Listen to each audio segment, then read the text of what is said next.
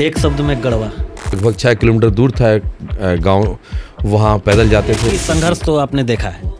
उस समय आप पत्रकारिता कर रहे थे। हाँ, अच्छे दोस्त थे वो। वो दोस्त आपके अभी हैं, उनका नाम लेना चाहेंगे? हाँ, ले सकते हैं। दिल्ली में जब आपका वो 1800 का नौकरी लग गया था और 200 पर चिमनी, तो उसके बाद आप सोचे कि अब हो गया नौकरी, अब छुट्टी लेके दिवाली में हमने कहा सर अब मुझे गाँव जाना है और अलाउ कर दीजिए और कुछ पैसे दे दीजिए। पैसा ज़्यादा था। 97 का था, 99 की बात है। मैंने बड़ा सा ट्यूटोरियल खोल लिया। तो सर उधर मतलब कोचिंग आपका अच्छा खासा चल रहा था फिर? बड़ा इंसान या अमीर इंसान होने से अच्छा एक अच्छा नागरिक बने, वही जिंदगी की सफलता है।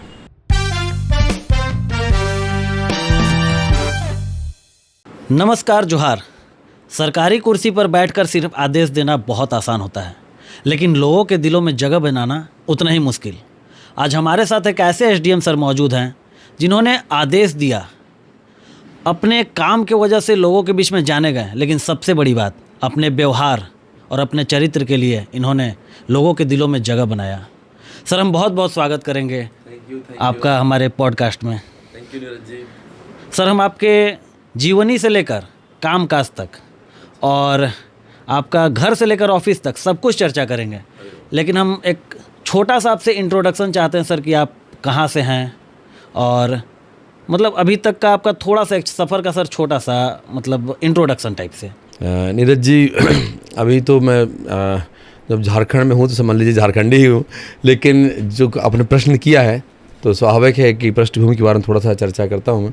मैं उत्तर प्रदेश के बुंदेलखंड क्षेत्र में महोबा ज़िला पड़ता है, वहीं के एक छोटे से गांव का रहने वाला हूं और मेरी स्कूलिंग भी वहीं से हुई है। मेरे पिताजी पोस्टमैन रहे हैं, अभी सेवानिवृत्त हो गए हैं वो, और 8 सदस्यीय परिवार था, उसी में छोटी सी नौकरी पिताजी की, उसी से चलना। छोटे एक परचून की दुकान भी रखे थे, तो दिन भर चिट्ठियाँ बांटते थे वो और फिर शाम को अपनी दुकान चलाते थे। गांव में 5वीं क्लास तक पढ़ाई की।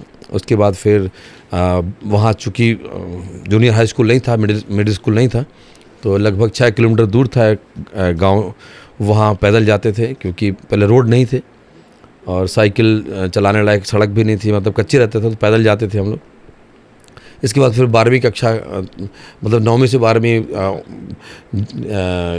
भी बाहर रह की, वहाँ पर किराए पर लेकर पढ़ाई की।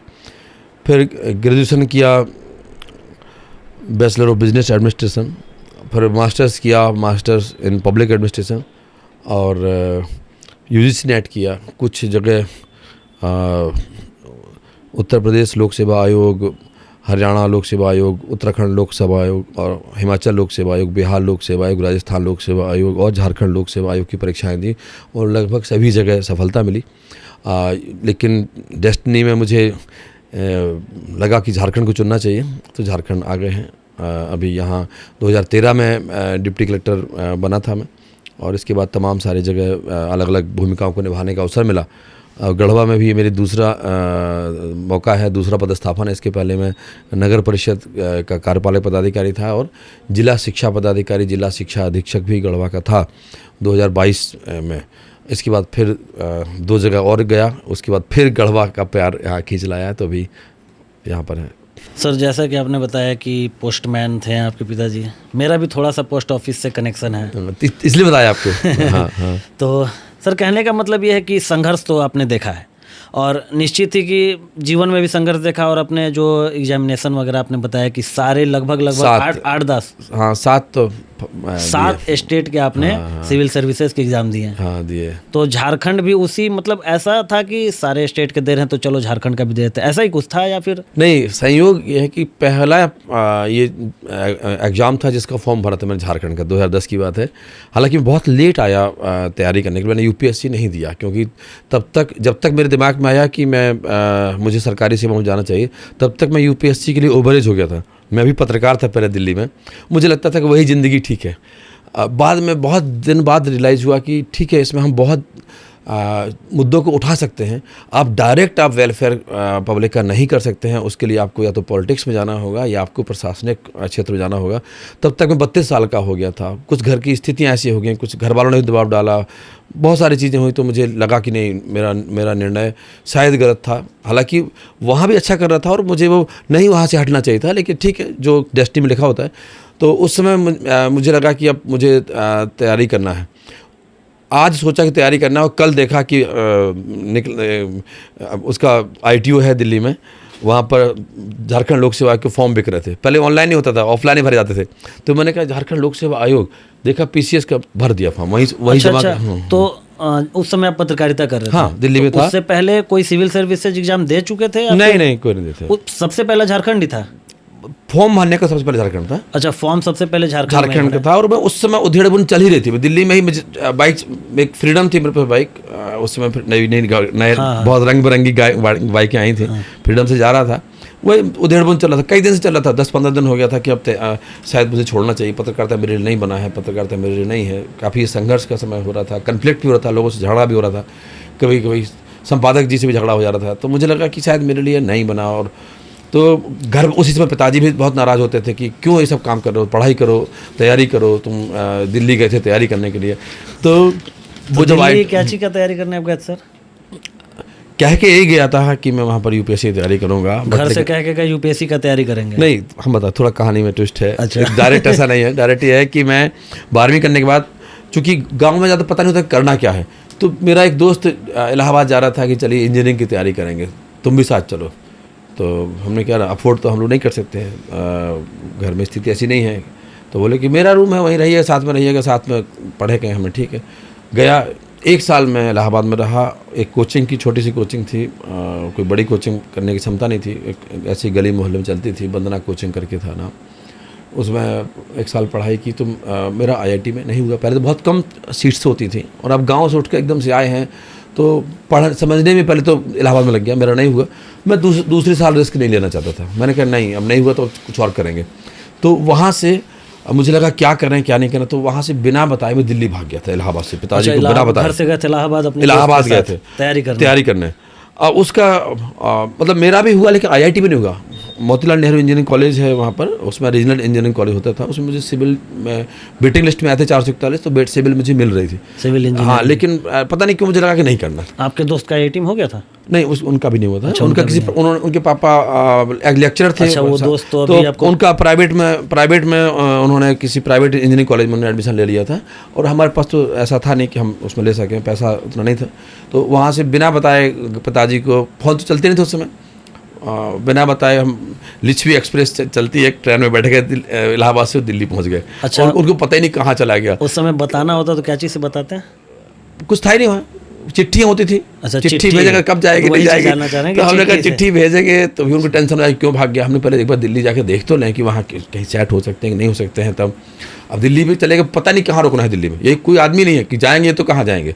अब दिल्ली में उतर, जनरल से गए थे, रात भर थके थकाए, लिच्छवी एक्सप्रेस की भीड़, एक सूटकेस के बल साथ में है, उसमें एक सूटकेस में दरी रखी है, दरी बिछाने के लिए दरी रखी है, एक जोड़ी कपड़ा रखा है। अब पहाड़गंज उतर गए दिल्ली में, बाहर निकले, रिक्शा वाले से पूछा कि भाई कहीं धर्मशाला है? बोले आपको जाना कहाँ है? हमें किधर बोले चलिए। बोले ऐसे थोड़ी होता है, किधर चलना है आपको? हमने कहा हमें पता ही नहीं किधर चलना है। तो बोले पागल आदमी हो गया था। हमने कहा आप नाराज मत होइए, आप जो भी नज़दीक में धर्मशाला हो, कम से कम पैसे की आप ले चलिए।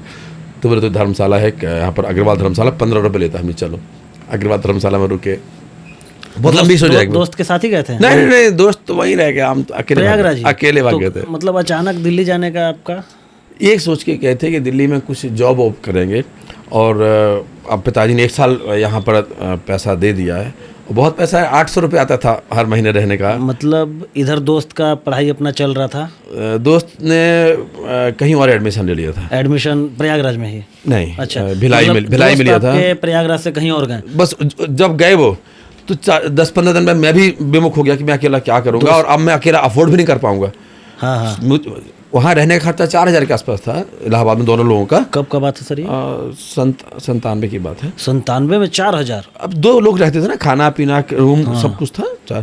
तो मेरा 800 ही देता था, मेरा उतना ही अफोर्ड कर सकता था। अच्छा। अब वो चला तो हमने कहा 800 में तो काम चलेगा नहीं।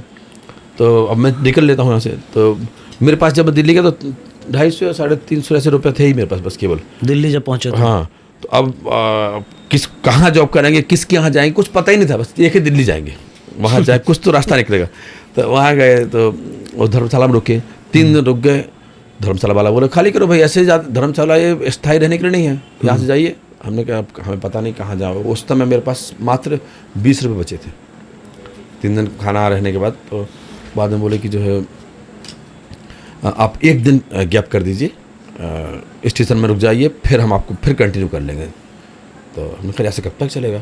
तो एक एड में एक अखबार आता था, उस पीले रंग का होता था, सिर्फ उसमें विज्ञापन ही विज्ञापन होते थे। अच्छा। तो उसमें कॉलम इसका भी होता था, नौकरी का भी होता था। उसी धर्मशाला में पढ़ा देखा था हमने। तो हमने 4-5 अखबार 3-4 दिन के अखबार निकाले। बहुत जगह लिखा था कि एकदम 12वीं पास लड़के लड़कियां हों, उनको इतना पैसा देंगे, सेल्स का काम करना पड़ेगा, ये सब करना पड़ेगा। तो उसमें से 2-4 को सोचा कि ट्राई करते हैं। पीसीओ बगल में था, 1-2 को फ़ोन किया, बोले हाँ कल आ जाओ। बहुत ज़रूरी था कि मेरे पास कुछ बचा ही नहीं था। अब 3 दिन, अगला 3 दिन के लिए पैसे देने को नहीं था मेरे पास। जब पूछा कि क्या काम करना होगा, तो बोले कि ऐसा करना होगा।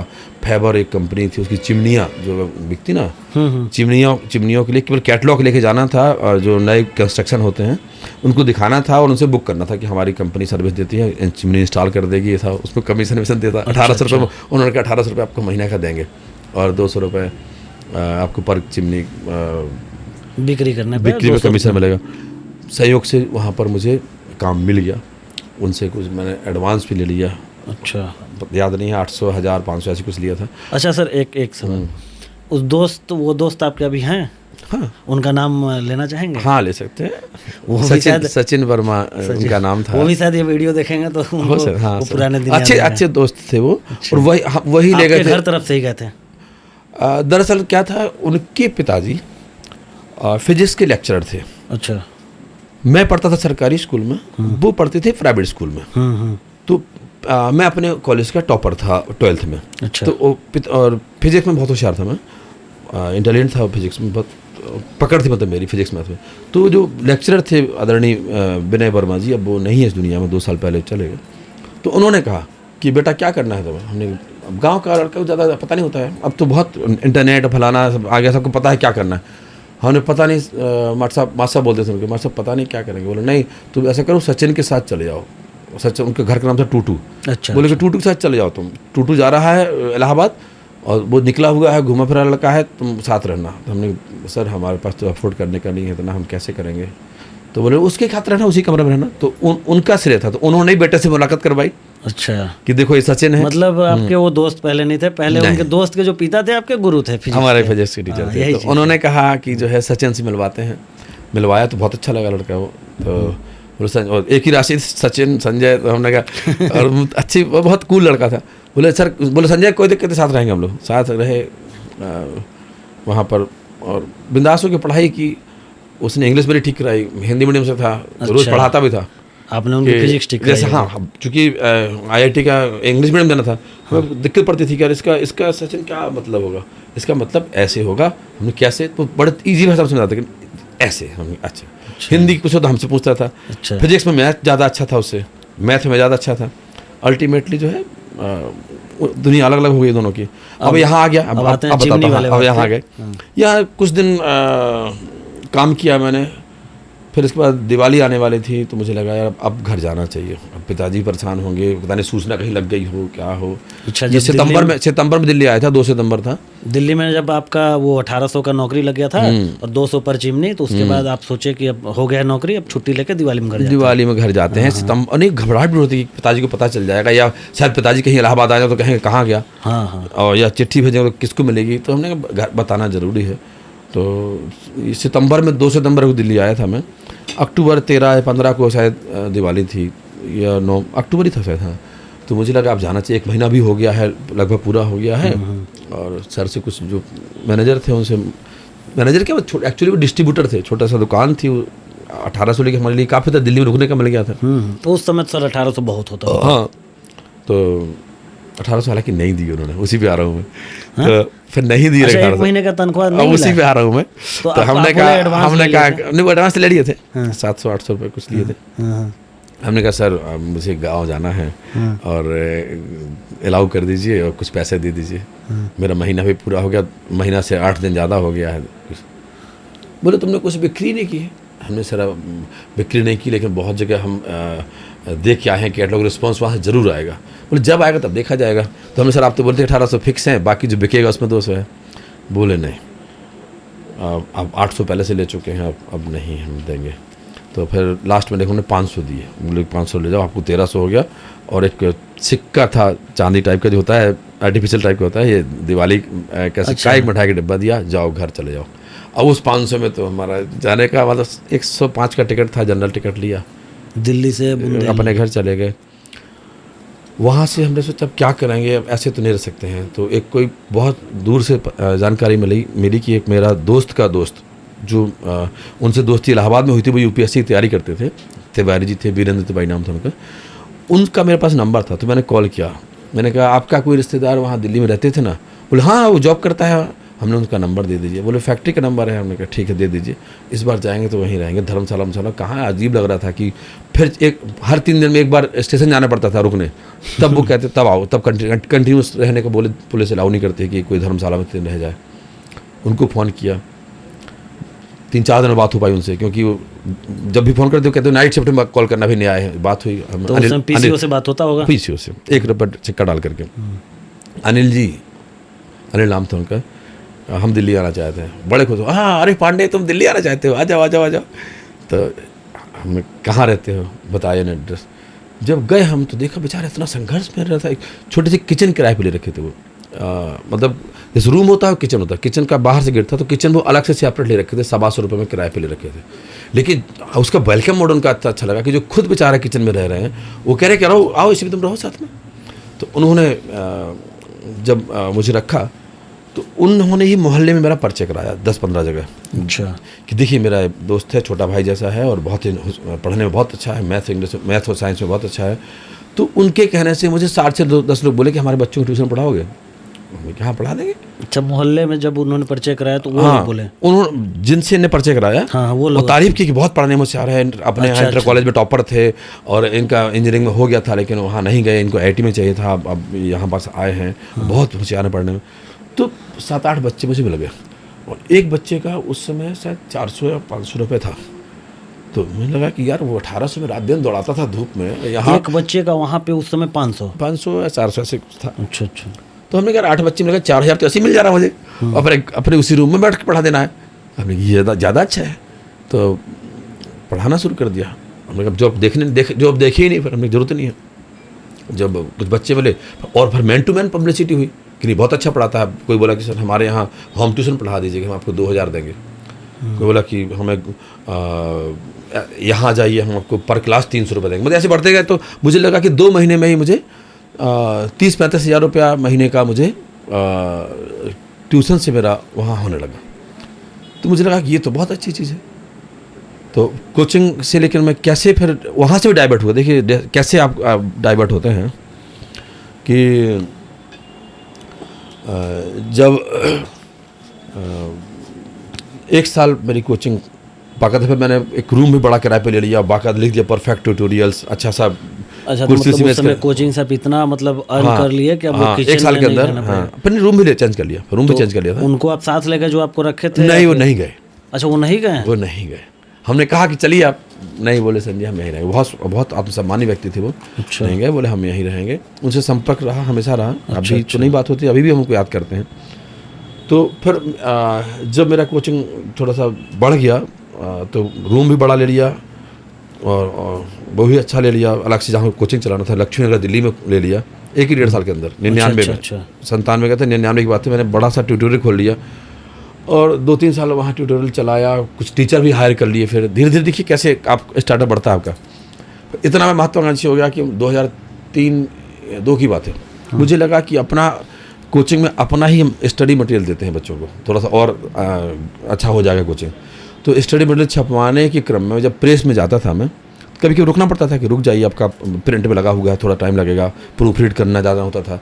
वहीं पर अखबार छपते थे, तो 5-6 अखबार वालों से दोस्ती हो गई। अच्छा। बैठे बैठे अब मान लो वो भी अखबार इंतजार कर रहे हैं छपने का, कोई मैगजीन छपवा रहा है, हम अपना मटेरियल छपा रहे हैं। तो जब उनसे दोस्ती बोली चलो आपसे फलाना से मिलवाते हैं, फलाना नेता से मिलवाते हैं, ऐसे ऐसे जब उनके साथ 2-4 दिन घूमने लगा यार कि पत्रकारिता तो ज़्यादा अच्छी चीज़ है, तो कैसे मतलब देखिए टर्न होता है आदमी। तो मतलब वहाँ पे आप छपवाने जा रहे थे तो वहाँ पे पत्रकार लोग आए थे अपना न्यूज़पेपर छपवाने? हाँ, वहाँ पे बैठते थे, दोस्ती एक दिन का नहीं है, महीनों भर, महीना 2 महीने की बात है, हमेशा बैठते थे, दोस्ती होती हो गई उनसे। कभी प्रेस क्लब में गए, कभी लगा, और फिर बातचीत से बोले तुम्हारी तो हिंदी बहुत अच्छी है यार, और कभी कभी हमारे लेख एक आध छपवा दिए उन्होंने, नवभारत टाइम्स में ही मेरे कुछ लेख छपे और कुछ मैगजीन्स में छपे। तो फिर जब मुझे भी उस लगने लगा कि यार मुझे क्यों नहीं पत्रकारिता में आ जाऊँ, तो दोनों कोचिंग और पत्रकारिता 2003 से फरवरी से मेरी पत्रकारिता शुरू हुई। एक मैगजीन थी नीति युद्ध, उसमें मैं उप संपादक बना। उसमें मैंने लिखना शुरू किया, बहुत अच्छा चलाया 4-5 महीने, और लास्ट में क्या हुआ, संपादक जी से मेरी खटपट कुछ हो गई एक हेडलाइन के चक्कर में। बोले तुमने ऐसी हेडलाइन बना दी है कि मेरा डंप करनी पड़ेगी मुझे। मतलब आप अपना पत्रकारिता शुरू कर दिए थे? शुरू कर दिए थे। वो कोचिंग और कोचिंग चल रही थी, बट कंसंट्रेशन धीरे धीरे खत्म हो रहा था, पूरा धीरे खत्म हो रहा था। तो सर उधर मतलब कोचिंग आपका अच्छा खासा चल रहा था, फिर कंसंट्रेशन इधर खत्म करके उधर लेकर जाना, ऐसा? हाँ, मतलब क्या इंटरेस्ट की वजह से या फिर उधर पैसा ज़्यादा था? नहीं, पैसा नहीं, रुचि था कि चूँकि हिंदी साहित्य में शुरू से अच्छा था, और मेरे 10th में भी हाईएस्ट मार्क हिंदी में थे, 12th में भी हाईएस्ट मार्क हिंदी में थे, 84 थी उस समय मेरे। उसमें तो बहुत 60% किसी आ जाता था तो बहुत बड़ी चीज़ होती थी। उसमें मेरे हिंदी में 84 थे, और मुझे हिंदी साहित्य में रुचि थी, तो मुझे लगा कि लिखना चाहिए, और उससे थोड़ा शुरू से थोड़ा महत्वाकांक्षी था कि पहचान मिले।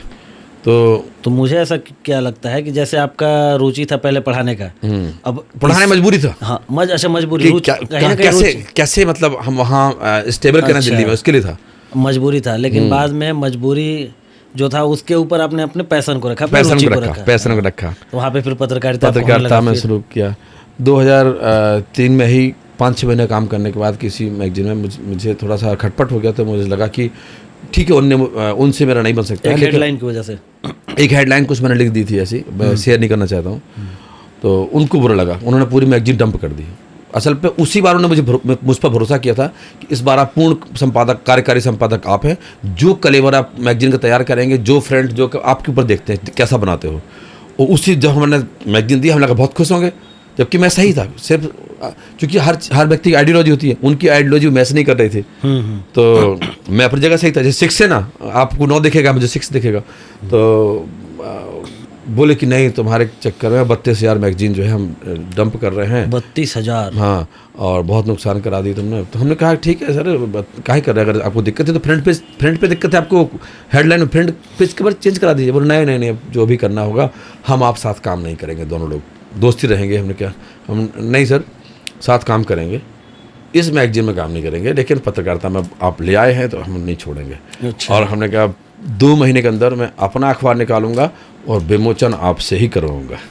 फिर मैंने अपना अखबार रजिस्ट्रेशन के लिए, चूँकि जब जान चुके थे सब कहाँ से, फिर अपना रजिस्ट्रेशन अखबार का करवाया, वीर सुभाष नाम से अखबार। आपका अखबार का भी नाम पता है सर, और कब ये लॉन्च हुआ तो वो भी पता है? अगस्त 2003 में। हाँ, अगस्त 2003, 3 अगस्त को, 8 अगस्त था, 8 या 9 अगस्त था। हाँ, 8 या 9 अगस्त को क्रांति दिवस था। तो हमने थोड़ा सा रिसर्च किया। फिर मैंने अपना अखबार क्यों निकाला, हमने देखिए आज यहाँ लड़ाई हुई, कल किसी से और से लड़ाई होगी, आइडियोलॉजी में तो कन्फ्लिक्ट आएगा ही, मैं जो लिखना चाहता हूँ नहीं लिख पाऊंगा, तो अपना अखबार मैंने शुरू कर दिया। ये वो सब कुछ ठीक है सर, वीर सुभाष नाम कहाँ से? हाँ, वीर सुभाष नाम कहाँ से आया?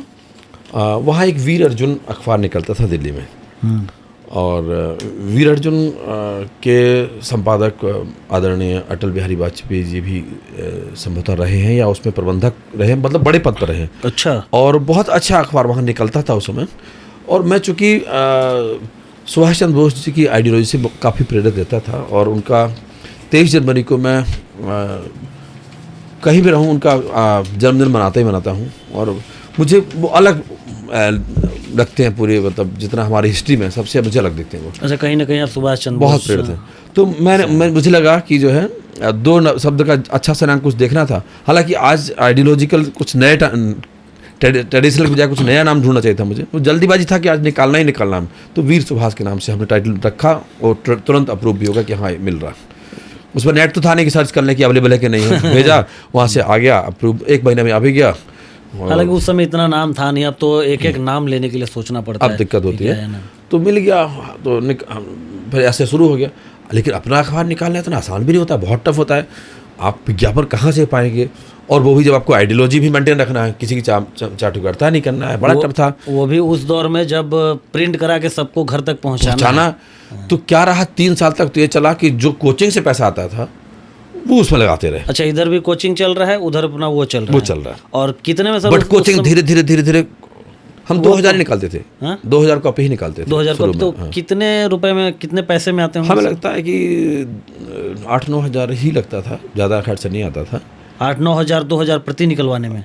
हाँ, 2000 प्रति निकलवाने। 8-9 हज़ार रुपए लग जाते थे 2000 प्रति निकलवाने। बिकता कितने का सर एक अखबार? हमने डाक लाइसेंस लिया था जो फ्री में जाता है, क्योंकि वीकली अखबार था मेरा। हाँ, वीकली ही। तो ज़्यादातर मिनिस्ट्रीज में तो कॉम्प्लीमेंट्री कॉपी जाती थी, कुछ पैसा तो मिलना नहीं होता था। लेकिन हाँ, 500-600 मेंबर मेरे बन गए थे।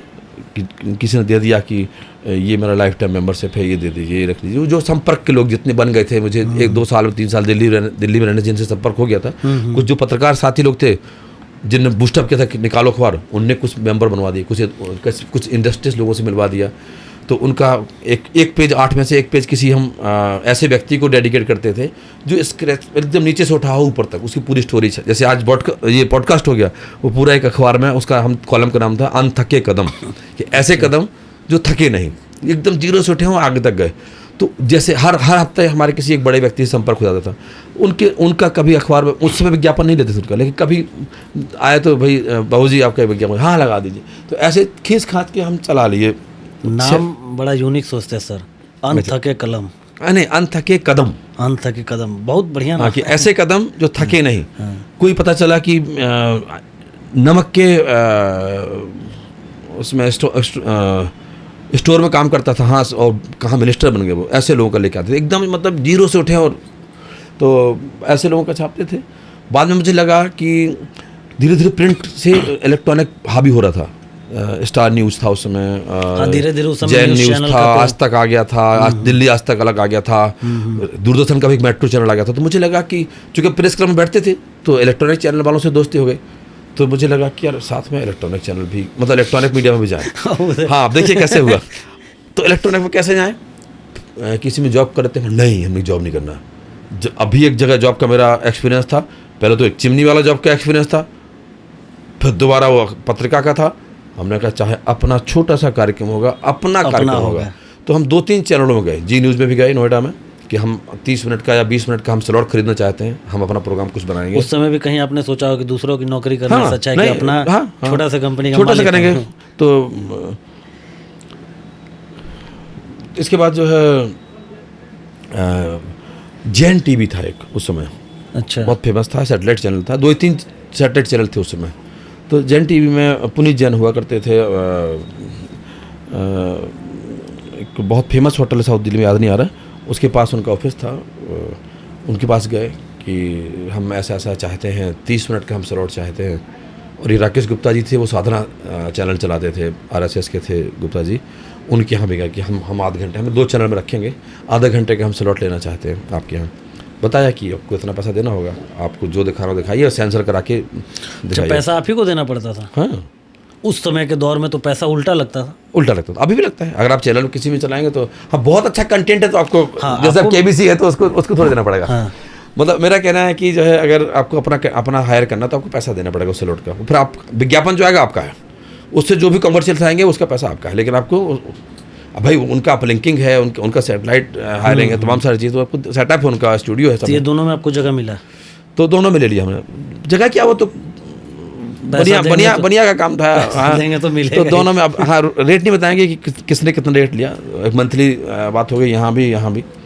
और मैंने अपना वही अनथके कदम के नाम से ही मैंने सीरीज शुरू की। और उसमें वही 40 मिनट का बनाता था, 30 मिनट वहाँ कट कूट के बनता था, और बल्कि 22 मिनट आता था, कुछ विज्ञापन आते थे। तो ऐसे चलाया फिर 1 साल वो। उसमें मुझे अच्छा खासा अर्निंग हुआ। और अच्छा खासा मतलब कैसे, उस समय 1 लाख रुपये तो बहुत बड़ा अमाउंट होता था। 1 लाख रुपये तक उसमें महीना मेरा आ जाता था। ये सब करते करते लग गया कि अब पत्रकारिता ही के लिए हूँ। धीरे धीरे कोचिंग जो है 2006 तक आते ख़त्म सी हो गई। इधर 2007 और 2008 में ये भी अखबार भी अंतिम सांसें लेने लगा, क्योंकि अब ध्यान मेरा इधर आ गया था, इलेक्ट्रॉनिक मीडिया। कभी कोई 2 इशू मेरे स्किप हो जाएं, अंदर से बहुत खराब लगता था कि यार जिस पेड़ को लगाया उसको रुकने नहीं देना है। इस उधेड़ बुन में चलता रहा 9 तक आते आते दोनों कमज़ोर होने लगे। वहाँ साधना का व्यूअरशिप भी घट गया, जेन टीवी का चैनल ही लगभग ख़त्म हो गया, और इधर आपका अब बड़े चैनल आ गए थे नए लिखने वाला भी खत्म, उधर चैनल वहाँ वो भी ख़त्म हो गया, कोचिंग भी, मतलब इतना चल रहा था कि अपना खर्चा चल सकता था। इस बीच में बेटा भी हो गया। सिर्फ उसमें कोचिंग चलता था, छोटा सा कोचिंग था जैसे, तो खर्चा का उस समय सर स्रोत क्या हाँ था? उतनी खर्चा 10-15 हज़ार रुपये था, कोचिंग तो हो जाता शादी था। आपने कब किया सर? आपने बताया बेटा है। शादी 2003 में, उसी समय जब मैं मैगजीनों पे काम कर रहा था। अच्छा, तभी तो परिवार संग रहते थे दिल्ली? साथ में रहते थे। इवन जो है जब मुझे देखने आए मेरे ससुराल वाले साले साहब आए थे कि दिल्ली में क्या करता है, तो हमने बताया भाई मैं बेरोजगार हूँ, कुछ नहीं करता हूँ, पत्रकारिता मैं बिजनेस नहीं मानता हूँ, ना कोई प्रोफेशन परमानेंट है, और अभी दूसरी मैगजीन में काम कर रहा हूँ और ऐसी स्थिति में रहना पड़ेगा, मुझे कोई दिक्कत नहीं। तो इसके बाद शादी मेरी जुलाई में हुई 2003 में, और अगस्त में मैंने अखबार शुरू किया, मतलब शादी के 20-25 दिन बाद। प्रोसेस में पहले से आ गया था वो, उस समय कोचिंग तो चलता ही था। चल रहे थे। तो फिर 9 में आप ये सारा कुछ, मतलब मीडिया भी खत्म नहीं, मतलब कि संघर्ष का दौर आ गया था, संघर्ष, क्योंकि अब बच्चे एक बेटा भी स्कूल जाने लगा था, फर्स्ट या सेकंड में था, और अब फ्लैट लेना पड़ा। पहले तो एक कमरे में लेते थे, अब फैमिली है, बच्चे, तो बड़ा फ्लैट लेना पड़ा। गाड़ी भी उस समय तक ले ली थी मैंने, और मोबाइल भी आने लगा था उस समय तक। 2000 तो मतलब उस समय इतना आप कमा चुके थे कि हाँ गाड़ी, नहीं कमाने का, हाँ ये सब अफोर्ड कर लिए थे कि नॉर्मल जो लाइफ में होना चाहिए, घर कमरा, मतलब मकान, घर खरीदा नहीं था, फ्लैट किराए पे लिए थे। लेकिन उस समय 6-7 हज़ार का फ्लैट उसमें थोड़ा सा टफ हो जाता है। फिर घर के लोग भी हमेशा आना जाना रहते थे, घर का बड़ा था मैं, तो कभी घर में ही मदद करना, या घर के लोग भी यहाँ रह रहे, लोग बाग भी बहुत आते थे कि भाई पत्रकार है दिल्ली में, मदद करेगा, क्योंकि दिल्ली में हमारे यहाँ का बहुत आदमी रहता है, बुंदेलखंड का लेबर क्लास के लोग रहता है, रोज़ कुछ ना कुछ समस्या होती थी, रोज़ आते थे। एक तरह से पॉलिटिशियन टाइप का हो गया था मैं, लोग दिन भर 10-20 लोग रोज़ खाना खा रहे, बैठ रहे, मतलब वो सब डिस्कस, हाँ ये डिस्कस करने का मुद्दा नहीं है, लेकिन हेल्पिंग नेचर था, तो खर्चा ज़्यादा था, स्ट्रगल का दौर शुरू हो गया। वो उधर पिताजी नाराज अभी तक सर 2 चीज़ आपके बारे में मतलब पता चला इतने देर बातचीत में, कि पहले तो आप मिलनसार थे, दूसरे समाज सेवी। हाँ, समाज सेवी जो कि काम आज भी चल रहा है। अभी एक और आपको हंसी आएगी, वो मैंने स्किप कर दिया। 2007 में मैंने विधानसभा चुनाव भी लड़ा था। अच्छा। वो स्किप कर दिया, वो छोड़ दिया। पत्रकारिता करते करते ये बड़ा शॉकिंग न्यूज़ है। शॉकिंग न्यूज़ है ना, हमें लग रहा है स्किप कर देना चाहिए। अब कहे तो इसमें थोड़ा डाल देते प्रकाश। तो विधानसभा चुनाव कहाँ से लड़े थे? महोबा से, अपने ही जिला से लड़े थे। अपने बुंदेलखंड जिला के एक मतलब विधानसभा। उधर सूखा पड़ा हुआ था बहुत भयंकर, कालाहांडी, विदर्भ और बुंदेलखंड में 2007 में। अच्छा। और किसान बहुत आत्महत्याएं कर रहे थे। अब छोटा सा अखबार था, हम खूब दम भर लिखते थे और जगह जगह भेजते भी थे, कुछ उसका फर्क नहीं पड़ता था। तो मुझे लगा यार कि इसमें कुछ एजिटेशन करना चाहिए, आंदोलन करना चाहिए, या कुछ संगठन बनाना चाहिए। ये चलता रहेगा, काम धाम तो चल ही रहा है, मेरा तो अपना चल रहा है, मैं तो अच्छा खासा, लेकिन हमारे क्षेत्र में लोग कितने परेशान हैं, क्योंकि सारे यहीं आते थे। तो वहीं के लोगों को इकट्ठा करके जंतर मंतर पर एक बार धरना आयोजित किया 2007 में। तो मतलब उसमें बड़ा रिकॉग्निशन मुझे मिला। जब रिकॉग्निशन मिला तो हमने एक अपनी पार्टी बना ली, पार्टी का नाम यहाँ नहीं लेंगे, चुनाव आयोग से रजिस्टर्ड भी कराई थी वो। हाँ, और कुछ कैंडिडेट भी खड़े किए थे, खुद भी खड़े हुए। अच्छा, एक अलग अपना पार्टी ही? अपनी पार्टी बनाई थी। मैं जो मन में था ना कि ना नौकरी करेंगे दूसरे की नहीं करेंगे, क्योंकि वो अनुभव गलत हो गया था कि हमने किसी पार्टी में अगर जाएंगे तो दूसरे की पार्टी में नहीं जाएंगे, खुद का पार्टी बनाएंगे। हाँ, तो उसमें पार्टी बनाई थी अपनी। वाह। तो अभी नाम नहीं बताएंगे, तो आप गूगल पर सर्च करें तो सवाल सारा आ जाएगा। वो तो ठीक है। पॉलिटिशियन, तो वही कर देखिए मेरा कितना फ्रैक्चुएशन होगा। पॉलिटिशियन ठीक है, आपने बताया कि आप टीचर थे, वो मजबूरी था, और जर्नलिस्ट था रुचि। पॉलिटिशियन वहाँ दर्द देख करके लोगों का हम देखते थे, कितना बुरा हालात करके लोग आ रहे हैं, बच्चे नंगे घूम रहे हैं। तो लगता था कि कुछ ऐसा अगर हम हो सकता रेज करें, दिल्ली जैसा प्लेटफॉर्म मिला हुआ था कि यहाँ अगर कुछ रेज करेंगे हम तो हो सकता है उनका कुछ हो। पर हुआ भी, बुंदेलखंड विकास प्राधिकरण का निर्माण हुआ, वहाँ काफ़ी चीज़ें हुई, उसका आउटकम भी आया, ऐसा नहीं है। चुनाव में लेकिन हार गए? हाँ, हार गए थे। हार नहीं था अपने ही जगह से। हाँ, हार नहीं था, मान लीजिए बाकी लोगों को आपने प्लान किया होगा वो तो ठीक है, हाँ लेकिन खुद बिहार गए। हाँ हाँ, स्वाभाविक है। अभी हम पता चला अप्रैल में नॉमिनेशन होना है और मार्च में हम प्लान कर रहे हैं कि चुनाव लड़ना है। इतना जल्दी? वॉइस रेज करना था, केवल वॉइस रेज हुई। अच्छा। और ऐसा नहीं है कि 15 या 17 लोग खड़े थे तो फोर्थ शायद पोजीशन थी मेरी। जिस कारण के लिए आप खड़े थे वो आपको मिल गया, मतलब मिल गया, मतलब कि हाँ वॉइस रेज सुनी गई थी और हो सकता है उसमें हम आगे भी कंटिन्यू रहते। लेकिन 2010 की पहली मॉर्निंग यानी कि 1 जनवरी का दिन था, मैंने पिताजी को फ़ोन किया और मैंने कहा पिताजी हैप्पी न्यू ईयर। इतना जोर डांटे मुझे, बोले हैप्पी न्यू ईयर, जिसका तुम्हारे जैसा बेटा हो उसका तो हैप्पी ज़िंदगी नहीं हो सकती है, ईयर तो छोड़िए। तुमने तुम्हारा जैसा वाहियात आदमी, पहले तुम इलाहाबाद भेजा, तुम वहाँ से भाग गया, दिल्ली चला गया, वहाँ चिमनी बेचने लगा, फिर जो है कोचिंग पढ़ाने लगा, फिर 2 पन्ने का अखबार शुरू कर दिया। मतलब था तो 8 पन्ने का, वो ऐसे ही बोले कमेंट में, 2 पन्ने का अखबार शुरू कर दिया। अब जय बुंदेलखंड करने लगा है, झंडा उठा के घूम रहा है। क्या यार, उठाईगिर आदमी पैदा हो गया हमारे घर में। तो बोले उस समय तो बड़ा दुख हुआ, बड़ा नाराज हुए वो। आज भी सर हंसी के पीछे थोड़ा सा दर्द दिख रहा है। तो बोले कि फ़ोन रखो। तो हमने कहा पिताजी आप काहे, हम तो सुबह सुबह आपसे आशीर्वाद लेने के लिए फ़ोन किए हैं, पहला दिन है, पहला कॉल आपको किया है। फिर और डांटे। लास्ट टाइम बोले कि तुम अगर चपरासी भी बन गए होते तो मुझे लगता कि मेरा बेटा काबिल निकला, और तुम सबसे घर के बड़े हो, तुम्हारे छोटे भाई भी उसी रास्ता पर पकड़ लेंगे। दो तो तुम्हारे 4 भाई हैं हम लोग, और 2 तो तुम्हारे साथ झंडा ढोने लगे तुम्हारा, वो भी हमारे साथ जाते थे। तो बोले 2 को तुमने बर्बाद कर दिया है, जो छोटा वाला है वो भी ऐसे ही निकल जाएगा। मैंने कितनी गिरवी रख के ज़मीन तुम्हें इलाहाबाद भेजा था, ये है वो है, और साइकिल चलाई, ज़िंदगी भर चिट्ठियाँ बांटी हैं, ये सोचा था कि बेटा कॉलेज में टॉप किया है तो बहुत आगे निकलेगा, कुछ तो बन ही जाएगा, टीचर तो बन ही जाएगा कम से कम, लेकिन तुम तो बर्बाद कर दिया। अब परिवार भी है तुम्हारा, अभी भी संभाल नहीं पा रहे हो। तुम ये बताओ महीने का अपना राशन का खर्चा चुका पाते हो कि नहीं चुका पाते हो, कि वो भी कर्जा है? अब मुझे तुरंत कौन गया, क्योंकि उस समय सच में कर्जा था, क्योंकि स्थिति 10 तक गड़बड़ हो गई थी। तो अपनी बात तो सही कर रहे हो। बोले अभी तुम 30 साल के पार हो गए हो, 31 साल का, उसमें 30 साल पार कर गए हो, आज तुम्हें खर्चा निकालने के लिए भारी हो रहा है, राशन का तुम नहीं चुका पा रहे हो, बच्चे तुम्हारे कल के दिन बड़े हो जाएंगे। बड़ा रोने लग गए वो, पिताजी रोने लगे? हाँ। हमने पिताजी आप बताइए क्या करें? तो बोले कि तुम बीटीसी कर लो, टीचर बन जाओ। हमारे यहाँ बीटीसी होता है यूपी में। हाँ, बीटीसी और बीएड। बीएड है। बीटीसी कर लो, टीचर बन जाओ, या कुछ भी करो, कंप्यूटर ऑपरेटर में, तुम कंप्यूटर तुम्हें आता है, कंप्यूटर ऑपरेटर कहीं बन जाओ, कुछ ही बन जाओ तुम, लेकिन कुछ स्थायी काम करो, ये सब फालतू चीज़ें मत करो, और ये पॉलिटिक्स बंद कर दो। मेरे यहाँ घर पे कभी कोई पुलिस आ जाती है ढूंढते हुए, अब भाई कोई कुछ आपका आंदोलन धरना प्रदर्शन होगा ना तो पुलिस तो आएगी पूछने के लिए कितने लोग आएंगे क्या है। तो 2007 में आप चुनाव लड़े थे, 2009-10 तक, मतलब 10 तक ये चल रहा था? हाँ बच्चों, जारी था, संघर्ष जारी था, चुनाव वाला संघर्ष जारी था। 2009 लोकसभा लड़वाया हमने अपने लोगों को। आपने फिर से? खुद आप नहीं लड़े थे? हम नहीं लड़े थे। अच्छा, मतलब पार्टी बनी थी तो लोग लड़े। अच्छा। तो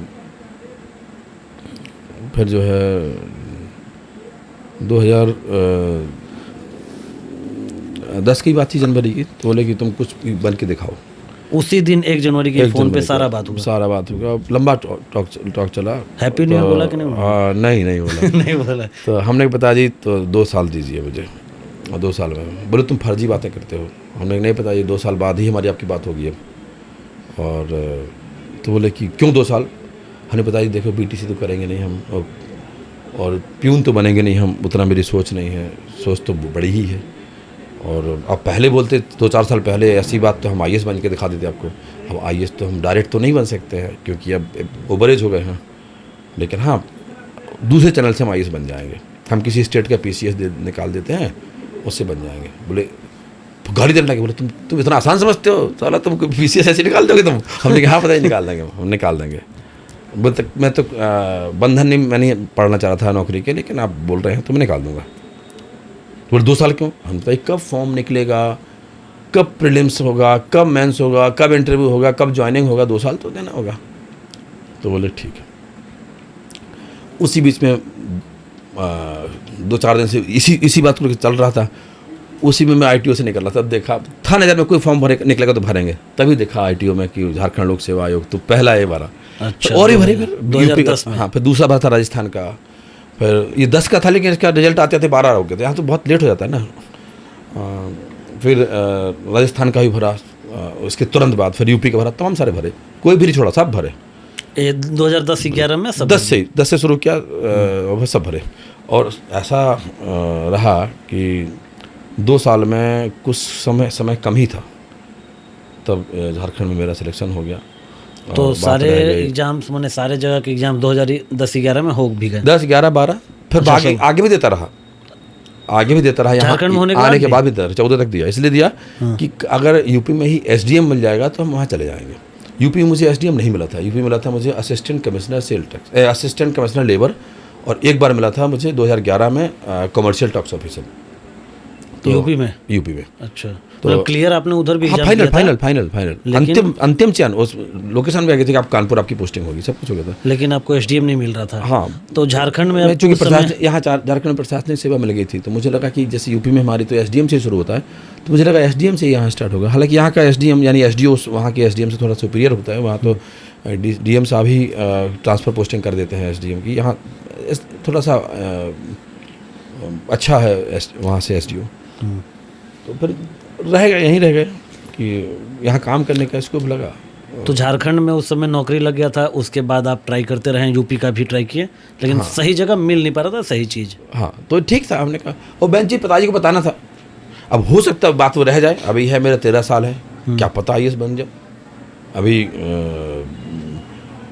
सब लोग नहीं बन पाते हम लोग सेवा में, लेकिन अगर हो गया नहीं तो ठीक है। ये भी कम से कम उनका इच्छा थी कि सरकारी नौकरी लगे, तो लग गई। तो उन्होंने बड़े खुश हुए फिर वो जब 2012 में आपको हाँ नौकरी लगाई? 2012 नवंबर में। तो उनको जब यहाँ बुलाते हैं तो अभी पूरे आवाज़ पे सबसे जब मैं आए थे तो पूरे आवाज़ सबको बता दिया कि देखो ये तुम्हारा सर जो है ना कैसे आया था, हम बता देते हैं, सबको स्टोरी बताते हैं कि हम ना कहते तो मैं इसके पीछे हूँ, ये अधिकारी तो है ना, मैं इसको मना करता है। एक इंसान के सक्सेस के पीछे औरत का हाथ होता है, आपके पिताजी का हाथ? नहीं, मतलब कि मुझे निर्देश लगा कि पिताजी ने बोला है ऐसे, हमने कि ऐसे किसी काम करने से क्या फ़ायदा जब आपके पिताजी खुश नहीं है, तो वही काम करो जो पिताजी से खुश है। तो इसलिए फिर तो कहीं ना कहीं आपके पिताजी का तो हाथ? हाँ, इसमें एकदम था। तो फिर पहली पोस्टिंग कहाँ हुई सर 2012 में? पहले तो ट्रेनिंग हुई, 13 में हुई पहली पोस्टिंग। अच्छा। मेरी पहले चाईबासा में रहा 6 महीने प्रोबेशन में। ये एसडीओ के पद? नहीं, वहाँ प्रोबेशन में नहीं कोई पद मिलता है। इसके बाद फिर वहाँ के बाद गया बरही सर्कल ऑफिसर के रूप में। अच्छा। हजारीबाग में बरही है, वहाँ सर्कल ऑफिसर रहा। इसके बाद फिर मुख्यमंत्री कार्यालय में पोस्टिंग रही माननीय रघुवर दास सर के साथ। अच्छा, तब तक ये 14 पार कर गए? फिर 15 आ गया था। 15-16। फिर नगर आयुक्त जमशेदपुर रहा, विशेष पदाधिकारी, और मानगुन नगर निगम में रहा। फिर नगर विकास विभाग में रहा, गढ़वा भी आया था, कार्यपालक पदाधिकारी, गढ़वा जिला परिषद, नगर परिषद। हाँ, गुमला भी रहा, और इलेक्शन कमीशन में भी रहा, डिफरेंट जगह रहा। अच्छा, ये सर जो नौकरी है, कहीं आपको नहीं लगता कि थोड़ा सा इस तरीके का है कि बार बार हम लोग को इधर से उधर दौड़ाया जाता है? लेकिन उसमें अच्छा है, आप जगह जगह जाते हैं, अच्छे नए लोगों से परिवर्तन पहली बार किसी मुंह से सुन रहा हूँ सर, ये अच्छा है कि इधर से उधर। जैसे वहाँ कहीं गए, आपको फिर नई जगह काम करने का स्कोप मिलेगा, नए लोग मिलेंगे, नया अनुभव मिलेगा। तो ज़िंदगी में जितना आप अनुभव लेते हैं उतना अच्छा है, वो बहुत अच्छा लगता है हमें। तो हम चाहते हैं कि हमारा कहीं 1.5 साल के बाद हमारा ट्रांसफ़र हो जाए। हम चाहते हैं कि उससे आप अच्छे मतलब नए लोगों के बीच में काम कर पाएंगे, आपका एक्सपोजर होगा। और मेन चीज़ है कि जहाँ अंधेरा है वहाँ दिया जलाने से फ़ायदा है। तो अगर हम चाहते जितना दूरस्थ जगह में हो जाए कोई दिक्कत नहीं, वहाँ तो रहना तो झारखंड में ही है। तो कहने का मतलब है कि सर अभी फ़िलहाल आप गढ़वा में एज ए एसडीओ एसडीएम के पद पे हैं। सबसे ज़्यादा मज़ा कहाँ आया था काम करने में? सब जगह एंजॉय करते हैं, सब जगह। कहीं सचिवालय में रहते नहीं, सचिवालय में रहते तो वहाँ भी हम नेशनल अवार्ड लेके आते हैं, वहाँ भी कुछ अच्छा करते हैं, हट के करते हैं। हर जगह बरही आप पूछ लीजिए किसी से, अगर बरही में कोई परिचय हो, ऐसे पूछ लीजिए कि वहाँ 2014 में सर्कल ऑफिसर थे कैसे थे। हम पब्लिक के बीच रहते हैं, वहाँ भी मेरे पास कमांडर गाड़ी थी और बोलेरो भी थी। मैं बोलेरो में नहीं चलता था, कमांडर में खुला में चलता था, ताकि लोग देखेंगे मेरा सीईओ कैसा दिखता है।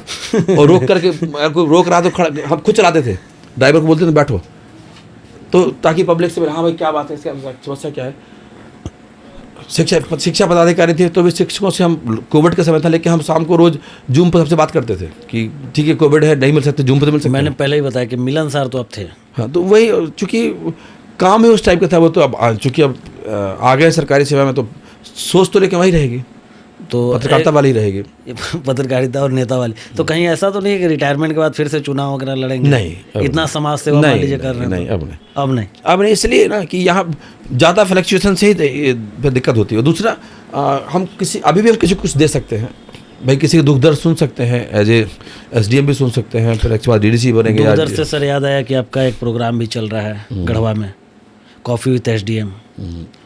तो ये मतलब प्रेरणा कहाँ से मिला सर कॉफ़ी विथ एसडीएम करने का? ये पहली बार गढ़वा आके ही कर रहे हैं या फिर पहले भी कहीं नहीं, अलग अलग टाइप रहा होगा, लेकिन ये इस नाम से पहली बार किया। ये काफ़ी चर्चित हो रहा है सर कॉफ़ी विथ एसडीएम। ये इसलिए किया था मैंने कि जनरली चाय पे भी कर सकते थे, लेकिन चाय को कभी कभी लोग पॉलिटिक्स से भी जोड़ देते हैं। हालांकि चाय भी लग सकते थे, चाय पे चर्चा। हाँ, कुछ तो हम ऐसे नहीं, कुछ हम सोच रहे थे पहले, पर हमने सोचा कि कॉफ़ी विद एसडीएम नाम इसलिए रखा कि जब भी आप किसी को कहते हैं आइए चाय पीते हैं या आइए कॉफ़ी पीते हैं, तो अपने समकक्ष के साथ ही कहते हैं आप। हाँ। आप ना तो बहुत सीनियर से बोल पाएंगे, आप ना बहुत जूनियर से बोल पाएंगे। तो जो लोग आ रहे हैं उनको अपने समकक्ष ट्रीट कराएं, उनको फील कराएं कि आप एसडीएम से बात नहीं कर रहे, आप अपने साथी से बात कर रहे हैं। इसलिए मैं अपने चैम्बर में नहीं रखता। चैम्बर में क्या है, मेरी कुर्सी बड़ी सी है, सामने बहुत दूरी पर बहुत सारी कुर्सी लगी हैं, वो लगेगा कि हम कुछ उनकी मीटिंग कर रहे हैं। तो नीचे मैंने एक रूम तैयार किया और राउंड टेबल है। हाँ, वो तो राउंड टेबल है, सभी कुर्सी एक जैसी, जो बाकी पब्लिक की कुर्सी वही मेरी कुर्सी, उसमें कोई न तौलिया लगी होगी, ना उस ऊंची होगी, सेम रैंक की होगी, सेम फ्लैट लेवल पर बैठेंगे, कोई कुर्सी पर कोई बैठ जाए। तो वहाँ उनको एक सहज फील कराने के लिए कि आप बातचीत करने आए हैं, एसडीएम से नहीं, एक आम बातचीत करने आए हैं, तो उसका फ़ायदा मुझे होता है। तो इसका उद्देश्य क्या है सर? मान लीजिए चर्चा तो हर तरीके से हो सकता है, ठीक है, आप कॉफ़ी विथ एसडीएम से करा रहे हैं, सबको बुला रहे हैं, कुछ तो उद्देश्य से लेकर चले होंगे ना कि ये कराने से मुझे ये। बाकी जो अन्य कार्यक्रम चलते हैं, हम लोग भी करते हैं या और सुनते हैं पब्लिक को, वो स्कैटर्ड वे होता है कि अभी कोई ज़मीन का लेके आया, तुरंत बाद कोई पढ़ाई का लेके आ जाएगा, कुछ मतलब ऐसे आता है। बट इस कॉफ़ी विद एसडीएम में मेरा क्या थीम रहता है कि हर बुधवार को एक स्टेक होल्डर बेसिस को बुलाते हैं, हम एक वर्ग बेसिस को बुलाते हैं। पहले से डिसाइड होता है, दो दिन पहले, 3 दिन पहले बता देते हैं अखबार में या सोशल मीडिया के माध्यम से कि इस बार हम टैक्सी ड्राइवर को बुलाएंगे, उदाहरण के लिए। अच्छा। अब उससे होगा क्या, कोई टैक्सी ड्राइवर पढ़ा तो कोई कांडी से भी पढ़ लेगा, वो आ जाएगा, कोई मेराल से आ जाएगा। भाई फ़ोन हम जानते तो नहीं, फ़ोन तो किसी को कर नहीं सकते। अब मान लीजिए 30 लोग आ गए, वो अलग अलग इलाके से आ रहा, अलग अलग सैंपल, मतलब एक आइडियल सैंपल हो गया, वो एक अच्छा नमूना हो गया एकदम सांख्यिकी के आधार पर। अब वो 30 लोग वालों को क्वेश्चन रेज करते हैं कि सर ये समस्या आ रही है, हम लोग को ये समस्या आ रही। तो जो 1500 टैक्सी ड्राइवर होंगे या 500 टैक्सी ड्राइवर होंगे, समझ लीजिए उन सबका रिप्रेजेंट कर रहे हैं वो। तो उनकी बात सुन करके उन 1500 के बारे में पता चल जाता है या 500 के बारे में। मान लीजिए सराफा व्यापारी बुलाया, तो सराफा व्यापारी अगर 10 भी आए, उनसे जो पता चला, इसका मतलब सबका, तो इससे एक वर्ग के बारे में हम जान जाते हैं, उन सबको लिपिबद्ध करते हैं, जो वहीं से हल होने वाली समस्या है वहीं से करते हैं, तो प्लान कर लेते हैं। अपना हम एक डैशबोर्ड बना रखे, पब्लिक को नहीं दिखता है, एक बहुत डेप्थ डैशबोर्ड बना रखे, कौन कौन इशू आया है, किस पर क्या काम हमने किया है, कौन अभी पेंडिंग है, वो मेरे अपने डैशबोर्ड पर दिखता है। 68 एपिसोड अभी हो चुके हैं, आपको हम एक झलक दिखला देंगे। कॉफ़ी विथ एसडीएम तो बाहर दिखता है कि वो कॉफ़ी पी ली, लेकिन हम बहुत गहराई तक उसमें जाते हैं कि इनने टीचर्स ने ये इशू उठाया था, इस पर हमने डीओ को लिखा था कि नहीं लिखा था, तो वहाँ से रिस्पॉन्स आया कि नहीं आया, और आया तो हमने क्या टीचर्स को इन्फॉर्म किया कि नहीं किया। तो उस टाइप से एक आपका ये भी चर्चा का विषय है कि 5 हफ्ते में शायद 52 समस्या का समाधान। वो तो एकदम शुरू का था, वो तो शुरू का था। तो कहने का मतलब ये सर कि अखबार कोई छापे थे, सबसे दैनिक भास्कर वो एकदम शुरू का था, तो 5 वीक हुए थे तब का। तो अब तो 68 वीक हो गए। 68 वीक हो गए। कोई ऐसा वर्ग, कोई ऐसा इमोशनल या यादगार मतलब मोमेंट कि आपको लगाओ कि ये जो आज मेरा हुआ मतलब मीटिंग, ये सबसे ज़्यादा मेरे दिल को छू गया? सभी अच्छे थे, लेकिन एक ज़्यादा अच्छा था, मुझे मतलब लगा कि बहुत ज़रूरी था वो। थैलीसीमिया पेशेंट्स के पेरेंट्स को बुलाया था। बच्चे होते थैलीसीमिया के रोगी, और उनको बड़ा समस्या आती थी सदर अस्पताल में खून लेने के लिए, और माताएं बैठी बच्चे को लेकर के आज खून मिल जाएगा तो ठीक है, बच्चा धीरे धीरे उसका हीमोग्लोबिन घटता जा रहा, 3 आ गया, वो चिंतित हो रही कि बच्चा मर ना जाए, और मैकेनिज्म नहीं था वहाँ पर। सबको हम बुलाए, उनकी समस्याएं सुनी, CS साहब को ही बुलाए थे उस मीटिंग में, DS को ही बुलाए थे, उपाधीक्षक को, और ब्लड बैंक को के मैनेजर को बुलाए थे, अधिकारी को बुलाया था। और सब करके वहाँ उसी दिन प्लान किया कि भाई इनको समस्या नहीं आना चाहिए, ये अनावश्यक सब जगह चिट्ठी लेके यहाँ पर अप्रूव कराओ, यहाँ अप्रूव कराओ, सेंट्रलाइज हमने फिर एक व्हाट्सएप ग्रुप बनाओ, जैसी आएगा आप उसी में डालिए, सब ओके कर देंगे उसी में, किसी को दौड़ना नहीं पड़ेगा। और कितना ब्लड आज है, मेरे पास भी हर 3 घंटे की रिपोर्ट आना चाहिए कि आज ब्लड बैंक में कितना ब्लड है, किस ग्रुप का कितना है, ताकि हम अगर कम लगेगा तो हम भी लोगों को मोटिवेट करेंगे। तो आज अगर आप अभी बातचीत करते हुए रैंडम भी चेक करेंगे तो अभी लास्ट 3 घंटे में एक रिपोर्ट इसमें आई होगी, ब्लड बैंक ग्रुप बन रखे कि आज हमारे ब्लड बैंक में किस किस कैटेगरी का कितना ब्लड अवेलेबल है। और जिस दिन नहीं आया खुद अस्पताल पहुँच जाते हैं और लोगों को मोटिवेट करते हैं। तो उस हमने किया था, ये फरवरी के आसपास किया था उनके साथ। और होली के समय 1-2 थैलेसीमिया पेशेंट हमें फ़ोन किए कि सर गजब हो गया। हमें क्या गजब हो गया? बोले सर आज तो हमारे पास फ़ोन आए हैं कि अरे होली की छुट्टी रहेगी, फिर अभी खून ले जाइए। बोले कि ये जिसके लिए हमें वहाँ बात करने के लिए लंबा लगना पड़ता था और कोई बात नहीं करता था, उल्टा फ़ोन ब्लड बैंक से आ रहा कि आप आ जाइए, आपका टाइम हो गया है, फिर 2 दिन होली में बंद रहेगा, हम लोग जाएंगे। बोले सर तो पश्चिम से सूरज निकल गए हैं। हमने कहा नहीं वो चीज़ें वही हैं, थोड़ा सा मैनेज्ड हो गया है और मेरा कोई रोल नहीं है उस पर, ब्लड बैंक के कर्मियों का योगदान है, लेकिन हाँ कम से कम बस नज़र रख, उनको लग रहा है कि कोई नज़र रखे वहाँ पर, उतरे से सारी चीज़ें ठीक हो गई। मतलब वो मेहनत करते हैं वो लोग। ये जो आपका मीटिंग थी ये सबसे यादगार मुझे अच्छा लगा कि अब वो संघर्ष करते हुए हमें नहीं दिखते। हम जाते भी सदर अस्पताल हर 15 दिन 10 दिन में हम जाते रहते हैं, तो जो पहले दृश्य दिखता था कि थैलेसीमिया बच्चों को टांगे घूम रहे हैं, उनको नहीं खून मिल रहा, वैसी स्थिति नहीं है। वो तो हम लोग देखते रहते सर, आप जाते हैं तो। अच्छा ये बताइए सर, आपको नहीं लगता कि पूरे देश में इसको लागू कर देना चाहिए? जैसे आप ठीक है कॉफ़ी विद एचडी में आप कर रहे हैं, ऐसा नहीं कि सब सेम नाम या सेम जैसे तो है, तो हर जगह कुछ ना कुछ चलता है। पूरे देश में सारे अधिकारी सुनते हैं, कहीं जन संवाद बोलते हैं, कहीं जनता दरबार बोलते हैं, कहीं जन सुनवाई बोलते हैं, बहुत सारे चलते हैं, हर जगह चलता है। तो हर जगह मतलब इस चलता तरीके है। से चल रहा मेरे है। अंतर सिर्फ ये है कि मैं एक वर्ग विशेष बुलाता हूँ, रैंडम नहीं। अब उसमें क्या है, सब मिक्स आते हैं और अलग अलग आते हैं, तो मुझे लगा कि इस बहाने हम अलग अलग वर्गों का हम जब सुन लेंगे तो, और दूसरा एक फ़ायदा क्या होता है। अब सर जैसे कि आपने गढ़वा में बहुत सारा आपने एक्शन लिया है, वो तो मुझे नहीं लगता कि किसी को इतना याद भी होगा क्या क्या लिया, इतना कर दिया। मिलावटखोरी पे आप क्या बोलेंगे? मिलावटखोरी मतलब मिलावटखोरी का जो आप कार्रवाई की है उस पर चुनौतियाँ आई होंगी ना सर? हम ज़्यादा तो नहीं कर पाए, मिठाई पे किया और एक आध और पे किया होगा, शायद 300 क्विंटल मिठाई या कुछ ऐसा था। 53 कुंटल मिठाइयों को जब्त करके।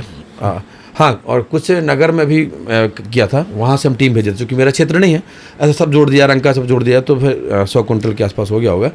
मतलब भेजा मैंने, वहाँ टीम थी वहाँ की यहाँ की, लेकिन अपने हाथ से मैंने 53 कुंटल, 50 कुंटल पहले था, 3 कुंटल अभी कुछ दिन पहले। तो ये कहीं ना कहीं सर एक इंसान के सेहत पे तो गंदा असर पड़ता है, एकदम पड़ता है। और मैंने बहुत लोगों को अवेयरनेस भी चलाया, रक्षाबंधन में बहुत चलवाया था, 7-8 दिन अवेयरनेस चलाया था। और बहुत लोग तो ऐसे थे, वो कह रहे थे हम मिठाई नहीं खाएं, गुड़ से हम राखी बांध लेंगे या हम मिठाई बतासा खा लेंगे, इस टाइप का।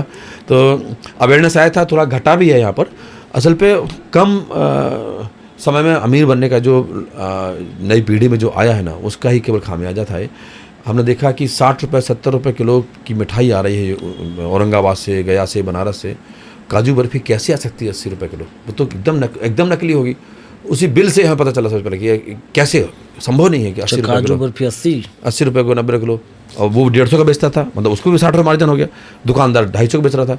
पब्लिक और खुश कि यार काजू बर्फी वहाँ 800 देता है, 250 तो बहुत अच्छा आदमी है, इसी से लेते हैं। अब वो नहीं जानता कि क्या खा रहा है। कहीं ना कहीं सर ये अवैध व्यापारी। हाँ, तो अवैध जब व्यापार होता है तो उसमें प्रशासन को कितना दिक्कत का सामना करना पड़ता है? बहुत ज़्यादा नहीं दिक्कत का सामना पड़ेगी, बस वो है जो एज पर रूल कर सकते थे। 1 लाख रुपए सब पर फाइन किया था, सबका डिस्ट्रॉय कर दिया था, सब पर प्रिवेंटिव एक्शन कर दिया कि आगे से तुम काम नहीं करोगे। जमानत ले ली उनकी कि ये अगर करेगा तो इन लोगों को पकड़ेंगे।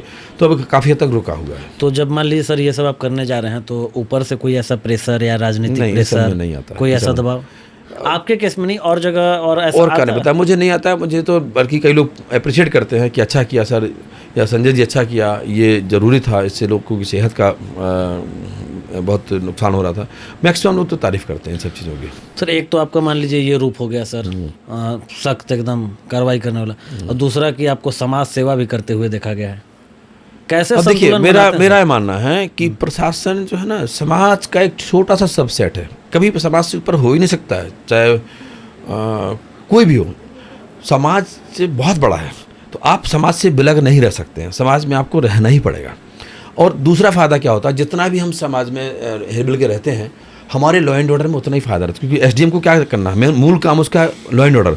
मान लीजिए आपके साथ हम बैठे हैं, कल के दिन कोई कन्फ्लिक्ट हो जाए, आपका पत्थर मेरे ऊपर नहीं चलेगा, किसी के ऊपर अरे वही संजय जी हैं तो नहीं किया, तो ये फ़ायदा रहता है। बल्कि अगर कहीं रोड जाम है, हम वहाँ पहुँच गए, अगर उस भीड़ में आप हैं तो आप लोगों को कन्विंस करेंगे, नहीं नहीं नहीं ये सब मत करना, भीड़ हटाओ, एसडीएम साहब बहुत अच्छे आदमी हैं।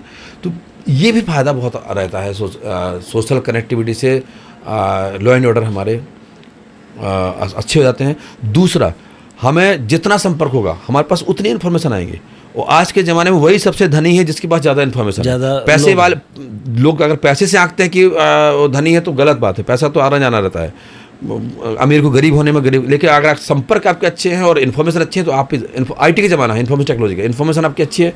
हम अगर आप कहा कि हमने आज 10 ठो भट्टियाँ तोड़ दी, कहाँ से पता चला कि जो पुलिस नहीं पहुँच पा रही हम पहुँच जा रहे हैं, कहीं ना कहीं इन्फॉर्मेशन हमें आई है, वही इन्फॉर्मेशन काम आती है। चाहे कॉफी विद एसडीएम वाली हो, चाहे समाज में जाते हैं, कभी आता है कि 3 होटल में देह व्यापार चल रहा है, अब वो देह व्यापार हमें दिख गया, बाकी क्यों नहीं दिखा, और भी तो लोग रहे होंगे पहले, आगे भी आएंगे, हम जाके सटीकता से हमने किया। अब जहाँ हम बार करते हैं वहाँ एकदम पकड़ाते ही पकड़ाता है, पता चला वहाँ बूचा खाना चल रहा, अरे वो तो 20 साल से चल रहा होगा, पता नहीं कब से चल रहा होगा, मुझे क्यों सफलता मिली तोड़ने में, इसलिए क्योंकि मेरा इन्फॉर्मेशन तगड़ा है, और इन्फॉर्मेशन कब रहेगा, जब आप पब्लिक के बीच में रहेंगे। तो यही मैं मतलब बताना चाह रहा हूँ सर कि कहीं ना कहीं आपने वो व्यवहार लोगों के बीच में बनाया है, और इसको संतुलित कैसे करते हैं, बड़ा कठिन होता होगा, एक तरफ कार्रवाई भी करना है, दोनों भूमिकाएं, जिस भूमिका में है उस भूमिका में। जैसे एक विद्यालय है, उसमें हमेशा हम चीफ गेस्ट बनते थे, लेकिन जब उन्हीं के माले किसी मामले फंसे तो उन पर हमने बड़ा केस किया कि वो अलग रूप था, ये अलग रूप है, मतलब जो सही है उसका सही के साथ देना, गलत है तो फिर चाहे कुछ भी हो, फिर कुछ नहीं, उसको बर्दाश्त नहीं करना है। और यहाँ के लोगों को भी पता है कि फिर गलत में पैरवी भी नहीं कराते मेरे पास, वो जानते हैं कि पैरवी से कोई फायदा नहीं होगा, वो करेगा वही जो उसको करना है। तो सर एक लेबर कार्ड जैसा कुछ आप निकाले थे ना? नहीं, हमारे यहाँ तो लेबर कार्ड वितरण कुछ ऐसा था नहीं, वो श्रम विभाग का होता है। तो अभी आए थे लोग, श्रमिक लोग आए थे। तो इसका ज़मीनी असर क्या है सर? अभी तो जस्ट दिया था। अभी असल में लेबर रजिस्ट्रेशन का हम ये बोलते हैं कि प्रत्येक श्रमिक को अपना पंजीकरण कराना चाहिए। अगर बाहर कहीं जा रहा है तो और ज़रूरी है कराना, ताकि वो ट्रेस में रहे, और कभी मिसहैपनिंग हो गया, कुछ हो गया तो सरकार उसको, परिवार को मदद कर पाए, उसको कल्याणकारी योजनाओं को लाभ दिला सके। और बहुत सारे लाभ हैं।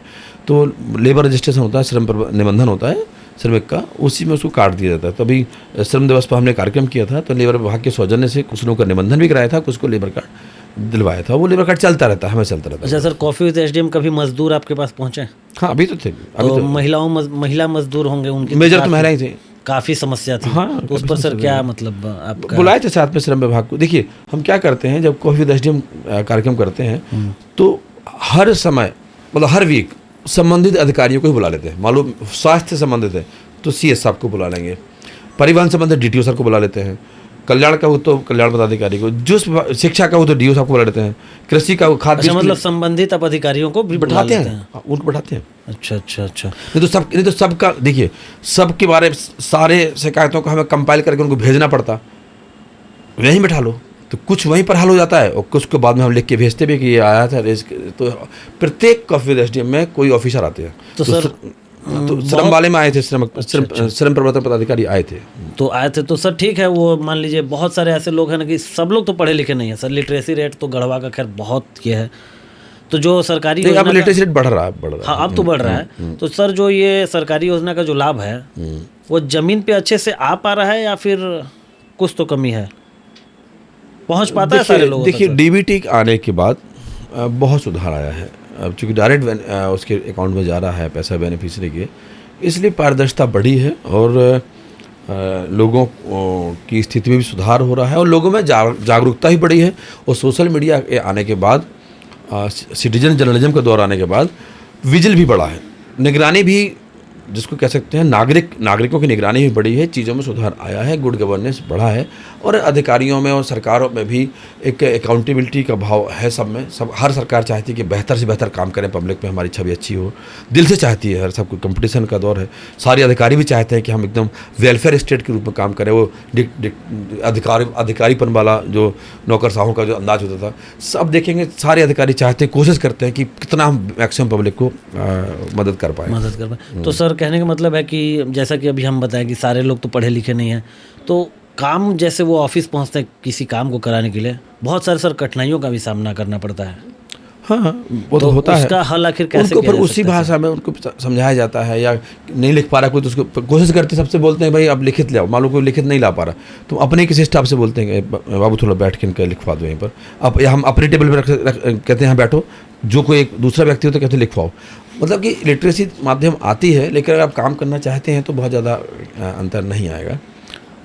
सर आते हैं 2024, ये साल आपके लिए खास था या नहीं? पहले हम आप ही से जानना चाहेंगे। 2024 से तो 24 आपके लिए खास था या नहीं? 24 तो में हम 2 जगह रहे, इलेक्शन कमीशन में भी थे शुरू के 10 महीने 9 महीने, और फिर उसके बाद हम यहाँ आ गए थे। उस साल कुछ खास हुआ था?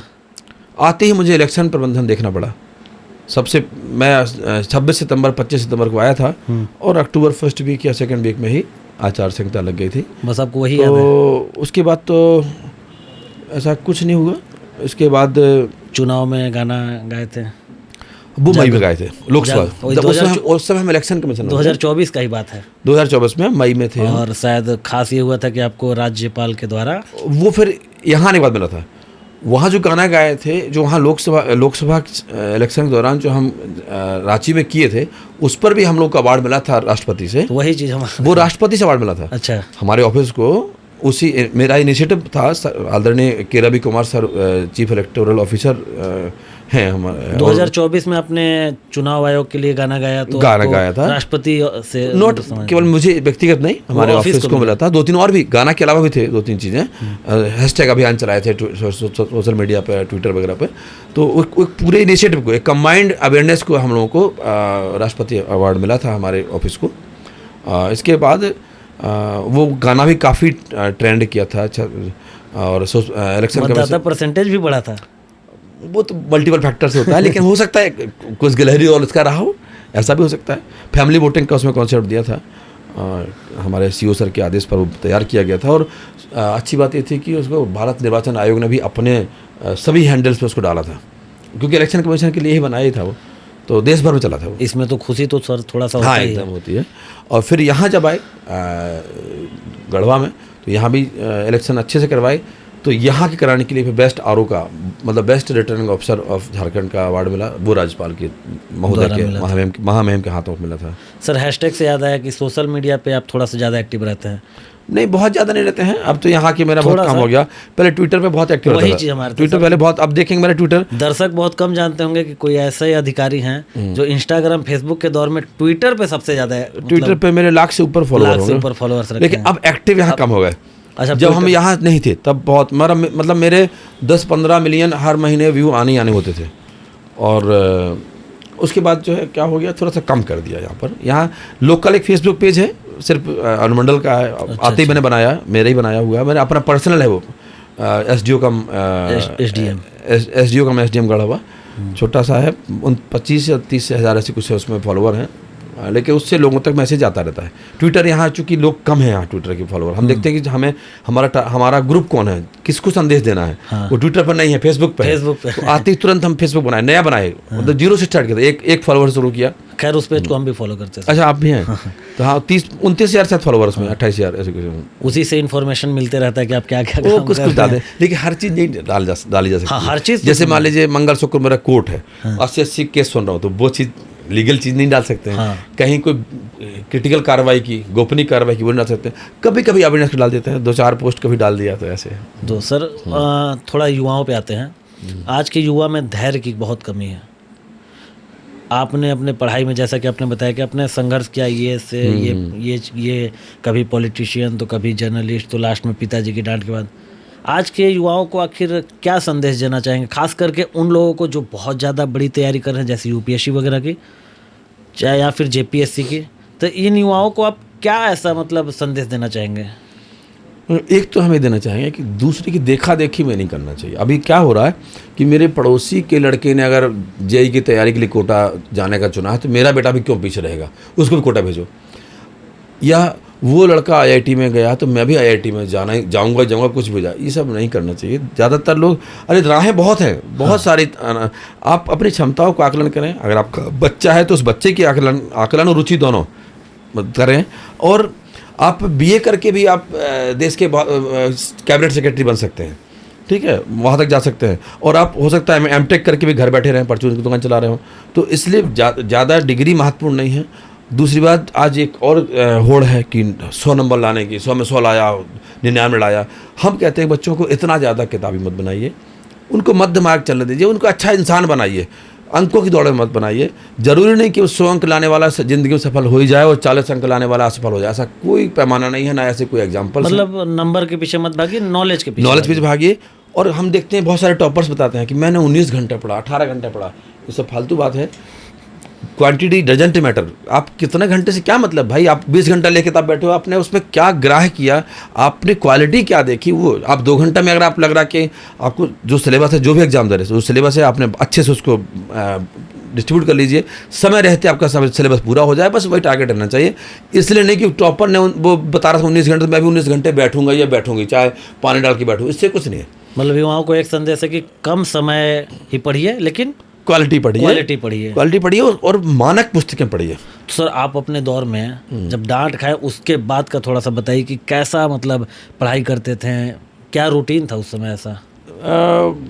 देखिए, दिन में तो 12 के बाद से 5-6 बजे तक कोचिंग देखनी पड़ती थी। अच्छा, पढ़ाते भी थे? हाँ, स्वाभाविक, खर्चा क्या चलता। 12 बजे से लेकर के 12 या 1 के बाद, दोपहर में 1 बजे के बाद से पढ़ाते थे। और पढ़ाते पढ़ाते थक जाते थे। पढ़ाने में तो बहुत श्रम लगता है उसमें भी। शाम को फिर 8 बजे तक पूजा वूजा करके, खाना खा करके 10 बजे फ्री, 10 के बाद में बैठता था पढ़ने, और सुबह 4 बजे 5 बजे तक पढ़ता था, रात भर। हाँ, वही रात में पढ़ सकते थे। बच्चे भी थे 2 छोटे-छोटे। हाँ, थोड़ा शांति। बच्चे भी घूम रहे साथ में, हल्ला कर रहे हैं। उनके से डांट के बच्चे थोड़ी बोलेंगे कि भाई तुम मत खेलो, हमें बाप को तुम्हारे पढ़ना है, ऐसा थोड़ी बोल सकते। बच्चे होने के बाद सर इतना किया। तो 10 बजे 10:30 बजे शुरू करते थे और 4:30-5 बजे तक पढ़ते थे, 6 घंटा 7 घंटा। और फिर 5 बजे के बाद से आराम से सोते थे 12 बजे तक। तो वही आदत आज ही पड़ी हुई है। एक तो पत्रकारिता वाली तैयारी, आज भी मैं 8:30 उठा हूँ, मैं लेट उठता हूँ, लेकिन दम भर सोता हूँ, 7 घंटे सोता हूँ। 1 बजे सोऊंगा, 8 बजे उठूंगा। सोते हैं, जल्दी उठ जाते हैं, मतलब लेट उठते हैं। हाँ, पूरा दम सोता हूँ, इत्मीनान से सोता हूँ, कोई दिक्कत नहीं आती है। तो अमन, क्या बोल रहे हो? 10 मिनट मतलब स्पेस है ना 10 मिनट का? हाँ, 10 मिनट का ही, ज़्यादा नहीं अभी ना। लेट नाइट सर, आवाज़ ठीक है, ठीक जा रहा सर? हाँ, ठीक है। अच्छा सर, आपने मान लीजिए बहुत सारे अपने संघर्ष देखे हैं जीवन में, जैसा बता रहे, पढ़ने के साथ साथ पढ़ाते भी थे। अपने आप को एक सख्त अधिकारी मानते हैं या फिर थोड़ा सा संवेदनशील? देखिए, आपको मध्यमार्ग ही चलना पड़ेगा। देश काल और परिस्थितियों के अनुसार आपको चलना पड़ता है। कई बार सख्ती के बाद भी मेरा इतना नरम रुख होता है कि वो पब्लिक में नहीं आ पाता है। मान लीजिए आज हमने किसी को बहुत गुस्सा में उसको जेल भेज दिया, और आप यकीन नहीं करेंगे उस दिन रात भर सो नहीं पाता हूँ, मुझे रोना आता है। कई बार लिटरली रात में रोता भी हूँ कि यार मैंने किसी व्यक्ति को, ठीक है वो गलती किया था, लेकिन उसके घर वाले क्या गलती की है, उसके बच्चों पे क्या रो रहे होंगे, मेरे डैडी जेल चले गए, या उसकी पत्नी को क्या। तो मैं मतलब सख्ती और संवेदनशीलता का मिक्सचर मान लीजिए, कहीं ना कहीं सॉफ्ट कर रहा वो रहता ही है, हर समय रहता है। इवन आप छोटा सा घटना बताते हैं। एक दिन हम एक डीजे को पकड़ा, बहुत तेज डांटा उनको, पकड़ लाए और उसको बोला कि ले चलो थाने। उसी में कहा, अरे रुक जाओ, इनके पास तो कपड़ा नहीं है। 3 जो डीजे, ठंड का समय था, जनवरी का। अच्छा, ये आया था जनवरी का। हमने कहा बाद में डांट लेंगे, बाद में कुछ कहेंगे, रुको पहले, रुको, कपड़ा ले। इनके कपड़े, तीनों का कपड़ा बढ़िया, फुट पूरा, टोपा बनाओ, टोपा लगाया, जूता। हमने अब चलो, फिर डांटना शुरू किया हमने पहले। तो अब इसको क्या कहेंगे? एक प्रशासक को दोनों भूमिका में रहना पड़ता है। एक अभी नवरात्रि का समय है, एक माता जी आई, कोई तिवारी मराठिया की थी, पता नहीं, बहुत उल्टा सीधा बोले, डांट डपट किया, बोला कि हम कब से दौड़ रहे हैं, हमारा काम नहीं हो रहा है, वे है वो है। तो मुझे थोड़ा सा मुझे गुस्सा आई कि अरे माता जी मेरे पे कहा है, आप जब आई होंगे 2022 में आई थी, हम थोड़े थे उस समय, नहीं थे तो तब भी क्यों नहीं काम हुआ। हमने कहा मैडम माता जी हम नहीं थे, अभी दीजिए ना हम कर देंगे, कुछ ना सब फालतू है, सब ये है वो है। तो हमें थोड़ा सा गुस्सा आ गया। पहले हम चलिए बाहर जाइए। अपने टून को बुलाया, हमने कहा माता जी बाहर बैठाइए, हमें कोर्ट में डिस्टर्ब कर रहे हैं। थोड़ी देर बाद सोचा कि अरे माता जी को बाहर निकाल दिया, मैं आज व्रत हूँ, वो भी माता जी के लिए व्रत हूँ, उन माता जी के व्रत हूँ और साक्षात सामने माता खड़े हैं, कैसे उनको मैंने बाहर निकाल दिया। जबकि बाहर निकाल उसमें समय की ज़रूरत थी, कोर्ट डिस्टर्ब हो रहा था। मुझे मन में लगा रहा कि कहीं कोर्ट ख़त्म होते होते जो है माता जी चली न जाए कहीं, उनसे मैं रिग्रेट करूँगा। और जब बाहर आ गया उसमें भूल गया मुझे कि अब मिलना भी है। बैठा गाड़ी में, घर आ गया, घर के गेट पर घुस रहा था, तभी कंचन हमारे बॉडीगार्ड, कंचन अरे वो एक बूढ़ी माँ आई थी, वो चली गई क्या? बोले कौन? हमने थैला ले रखी थी। पता नहीं सर। हम चलो वापस चलो, अपने घर में घुस रही गाड़ी, फिर वापस मुड़ा। अच्छा। देखा कि रोड पर वो खड़ी थी, टैक्सी का इंतजार कर रही थी। तो हम माता जी बैठी गाड़ी में, बैठिए, डर गई क्या गाड़ी क्या बैठा रहे। तो हमारा ड्राइवर बोला कि वो गाड़ी में नहीं बैठेंगे। बोलो उतर करके एक आदमी उनको वापस लेके आया, बैठाया उनको। हमने कहा हाँ माता जी गलती हो गई और आपका काम हो जाएगा, लेकिन ऐसे नहीं आपको हल्ला करना चाहिए था। तो बोले क्या करें, हमारा कोई नहीं है, बेटा भी वहाँ चला गया। बेटा वहाँ चला गया ना, एक बेटा तो है ना यहाँ पर, मैं हूँ ना आपका बेटा। अब वो थोड़ा सा अच्छा लगा उसको। हमने चलो अंदर चलो। हमने कि ये साड़ियाँ रखी हैं, कोई डोनेट किया था हमारे यहाँ, इसमें से अच्छी साड़ी पसंद करो, आज अच्छा। आज माता जी का दिन है, साड़ी पसंद करो अच्छे से। नहीं हमने करो। तो कहने बोले चप्पल रखे, तो चप्पल भी चाहिए। हम चप्पल करो ना, 2 जोड़ी, आपको चप्पल पसंद है, एक आपके पसंद से एक मेरे पसंद है, करो। फिर कुछ और सामान था, थैला भी ख़राब था उनका। हमने इनका अच्छा थैला लेके आओ, उसमें डालो। तो हमने अब इनका थैला माता जी के भर दो और सामान दो, खाली थैला नहीं देते हैं। तो और सामान बढ़ा, माता जी क्या दिया। तो कहीं ना कहीं जब जाने लगे, जब हमने कि माता जी एक विनती और है, 500 रुपये दिए, उनको भी रख लीजिए। तो सिर्फ इसलिए कि वो रिग्रेट मुझे हुआ। तो कहने का मतलब कि अब आपको कब, जैसे अंदर उसको उनको समझाना, बाहर निकालना जरूरी था, उस समय की परिस्थिति वही थी, तो डिस्टर्ब हो रहा था कोर्ट। इसके बाद जब है उनको नॉर्मल करना भी जरूरी था कि उनको अंदर खराब ना लगे, तो वो जरूरी था। तो एडमिनिस्ट्रेटर को ऐसे दोनों करना पड़ा। एडमिनिस्ट्रेटर का हर व्यक्ति को, आप घर में भी, आप मान लो आप घर की ही बात कर रहे हैं, तो आप अपने बच्चे को भी डांटते भी होंगे, पर बाद में रिग्रेट होता है, उसको आप बैठा के बनाते भी होंगे, तो वो सब करना पड़ता है।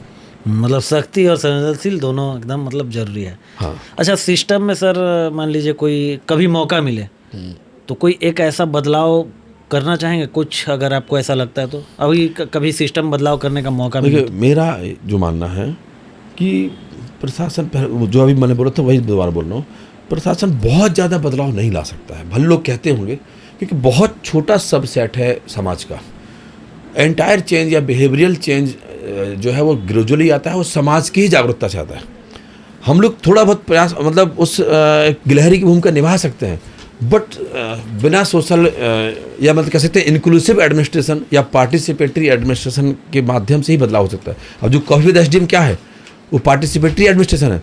उन्हीं से पूछते हैं हम, पहले समस्या के बाद पूछते हैं, लास्ट में जो 10 मिनट लास्ट होता है कॉफी विद एसडीएम का, वो यही होता है कि आप क्या बदलाव चाहते हैं, उन्हीं से पूछते हैं। और आपकी क्या भूमिका हो सकती है इस बदलाव में? बताते हैं। हाँ बताते हैं, वो पूरा कंपाइल्ड है मेरा। आप एक दिन बैठिएगा, पूरा 58 में 68 एपिसोड में क्या क्या सुझाव शहर के लिए आए, जिला के लिए आए, और उसमें उन लोगों ने क्या भूमिका निभाई, मैंने क्या प्रयास किया, वो भी आता है। सर दोबारा कभी इन्फ्लुएंसर का मौका आएगा तो हम भी हो सकता है। हाँ, तो कॉफी विद एसडीएम में वही है कि एडमिनिस्ट्रेटिव मतलब एडमिनिस्ट्रेशन को इंक्लूसिव बनाना और पार्टिसिपेटिव बनाना, तो तभी चेंज आ सकता है जब समाज भी साथ दे उसी डिग्री पर। कभी ऐसा भी हुआ कि कुछ करना चाहें और नहीं कर पाए, कोई ऐसी मजबूरी आ गई या कुछ ऐसा, कोई ऐसा काम हो सकता है? ऐसा रोज होता होगा। आप सुबह उठते होंगे, आप सोचते होंगे इतना काम करना है, अंदर से कुछ ऐसा लगता है रिग्रेट कि ये काम करना चाह रहे थे लेकिन अभी तक हो नहीं पाया, या ये काम करना चाहते नहीं हो पा रहा है? तत्काल तो नहीं याद आ रहा, लेकिन एक चीज़ मानूंगा कि ज़िंदगी में इफ एंड बट तो लगा ही रहेगा।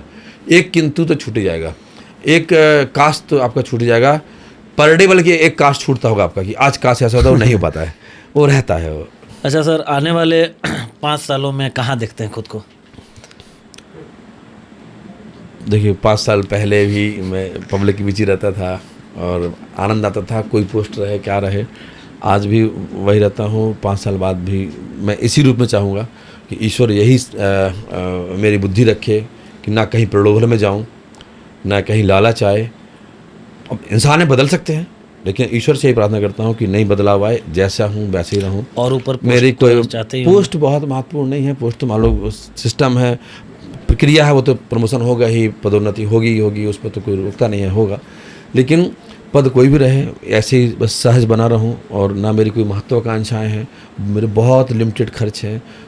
मेरा कोई ऐसा नहीं है कि मेरा बहुत बड़ा घर हो, मेरी गाड़ी हो, मेरे महंगे मोबाइल हो, महंगे कपड़े हो, मेरा कुछ ऐसा नहीं रहता है। सिंपल जो आम जितना बेसिक से बेसिक रह सकते हैं वो रहना होता है। सर थोड़ा सा दर्शकों को अपना मोबाइल दिखाएंगे, देख लीजिए, क्योंकि ये मोबाइल पड़ा हुआ है, हम चाहते हैं कि आप कैमरे देख लीजिए, कोई दिक्कत नहीं, कैमरे पे ही दिखा दें। दिखा दीजिए, दिखा दीजिए, क्या देखेंगे पीछे हम बस यही दिखाना चाहते हैं सर, वो कैमरे में हम चाहते हैं। अच्छा, दिखा दीजिए। हम बस यही वहीं दिखाना दिखा चाहते हैं दीजिए, कि इतने बड़े अधिकारी होने के बावजूद भी मोबाइल का टेम्पर्ड ग्लास फूटा हुआ है, और मोबाइल भी कहीं ना कहीं डैमेज है।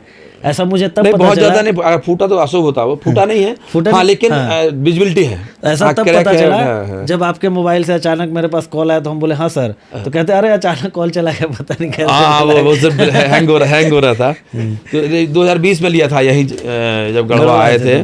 रेडमी किसका है, रेडमी का, रियलमी का है, 8000 कुछ का सर। था। आज के तो मान लीजिए बहुत सारे अधिकारी लोग आईफोन वगैरह रख रहे हैं, आईफोन का कभी ऐसा नहीं देखें? देखिए, आईफोन बहुत सारे सिक्योरिटी पर्पज से आईफोन अच्छा है, लेकिन मेरा मानना है हम काहे अनावश्यक ये खर्च सर करें। कहाँ से खुलता है पता नहीं, यहाँ से खुलेगा, इसमें लिखा होगा। अच्छा, हाँ खुलता है। देखना, रियलमी का है, रेडमी का कौन है? रियलमी का फोन है, रियलमी का है, हाँ, रियलमी का है। ये फोन ही बताता है कि जीवन में कितना अरे संघर्ष किया है। नहीं, ऐसा कुछ नहीं। क्योंकि सर जिसने गरीबी देखा है, हाँ, ये है, जिसने गरीबी देखा है, जिसने संघर्ष देखा है, वो आज भी वो पैसे का महत्व या समय हाँ, का महत्व जरूर वो समझेगा। है। आज भी मेरा बेटा इस कॉलेज जाता है, तो उसको जब ऐसे ही वैसे तो मांगता नहीं है, उसको हम हफ्ता में 1000 या 1500 ऐसे ही डालेंगे। जब उसको देख लेंगे कि उसका दुख खत्म हो गया, एक आध दो दिन उसको बिना पैसे के अभी थोड़ा सा एहसास होने के लिए, हाँ, फिर उसको तब भेजते हैं। तो वो है ना, मुझे लग्जरी गाड़ियों का शौक है ना, मेरे पास है ऐसी लग्जरी। एक छोटी सी गाड़ी है 4 लाख रुपए की, जो ली थी मैंने 4.5 लाख की, वही गाड़ी 15 साल से चल रही है। सिंपल फ़ोन है, 500 रुपये की शर्ट रहती मेरी, 1000 रुपये का पैंट रहता है, 2000 में मेरा पूरा सेट आ जाता है। तो उससे कुछ फ़र्क नहीं पड़ता है आप। और उस क्या है, अपनी अगर सीमित आकांक्षाएं रखेंगे तो आप गलत नहीं करेंगे। आपकी वो 1.25 लाख 1.5 लाख तनख्वाह है, उसमें आपको बहुत काफ़ी लगेगा। मेरा तो लाख रुपये बच भी गया उसमें महीना का। शायद यही कारण है सर, सादा जीवन उच्च विचार, तभी गढ़वा की जनता, अभी तो फिलहाल हम लोग गढ़वा नहीं, मौजूद है, गढ़वा के लोगों का बड़प्पन है। अगर मैं बहुत कुछ नहीं कर पाया, लेकिन ये है कि हाँ, किसी का जानबूझ के गलत नहीं किया, और किसी को पनिश जानबूझ के नहीं किया, और कोशिश किया कि पहले सुधारात्मक कार्रवाई करें। किसी को पद तो दंडाधिकारी का है, लेकिन दंड देने से संभवतः मैं बचता हूँ, यथासंभव बचता हूँ। कि अगर हमें दिख गया कोई गलत करते, कोशिश करते पहले उठा पटक करा के छोड़ दूँ, घर जाओ, और उसको चेंज लाने का। क्योंकि मैं जेल अधीक्षक भी हूँ, जब मैं कैदियों के बीच में देखता हूँ तो अंदर सब रिग्रेट में रहते हैं, और एक बार छूटेंगे तो हो सकता है बहुत लोग सुधर भी जाते हैं। तो मैं सोचता हूँ कि अंदर जाके वो बड़ा कैदी बने, बड़ा अपराधी बने, से अच्छा बाहर उसके ऊपर सुधारात्मक कार्रवाई। तो गढ़वा की जनता के लिए सर कुछ कहना चाहेंगे? कैसा लगा? यही कहूँगा कि यहाँ के अच्छे लोग हैं, और लोगों ने बहुत, यहाँ के लोग सम्मान देना जानते हैं और सम्मान पाना भी जानते हैं, और एक जागरूक मतलब ज़िला है मुझे लगा, जीवंत ज़िला मुझे लगा इस मामले में, कि अवेयरनेस में है लोगों में, लोग अपने अधिकारों के लिए भी लड़ना जानते हैं। एक थोड़ा सा जो लगा कमी तो आपने नहीं पूछी, लेकिन लोग आगे नहीं आना चाहते हैं। जागरूकता बहुत है, आगे नहीं आना चाहते हैं। वो यथास्थिति में थोड़ा सोचते कि अच्छा यार, सार्वजनिक समस्या है, हम क्यों जाएं, ये थोड़ा सा है। बाकी ऐसा नहीं कि अवेयरनेस का लेवल बहुत अच्छा है, और किसी मुद्दे में समर्थन मिलेगा, मौन समर्थन रहता है उनका। अगर हम कुछ अच्छा काम करेंगे तो लोग मौन समर्थन देंगे, और कहेंगे भी, पीछे भी कहेंगे कि अरे एसडीएम अच्छा काम कर रहा है। गलत करेंगे तो वो भी कहेंगे कि वो देखिए बहुत गलत किया उसने, ये चीज़ है, बट उस अच्छा गलत के लिए वो आगे नहीं आएगा। कहीं ऐसा हुआ सर कभी कि गढ़वा में कुछ ऐसा काम कर रहे हैं और लोगों ने मतलब बहुत सराहा, पहला तो बहुत सराहा उस काम के लिए, और कभी ऐसा कि लोगों ने बहुत सारा मतलब वो क्या बोलते हैं, एजिटेशन किया, विरोध किया?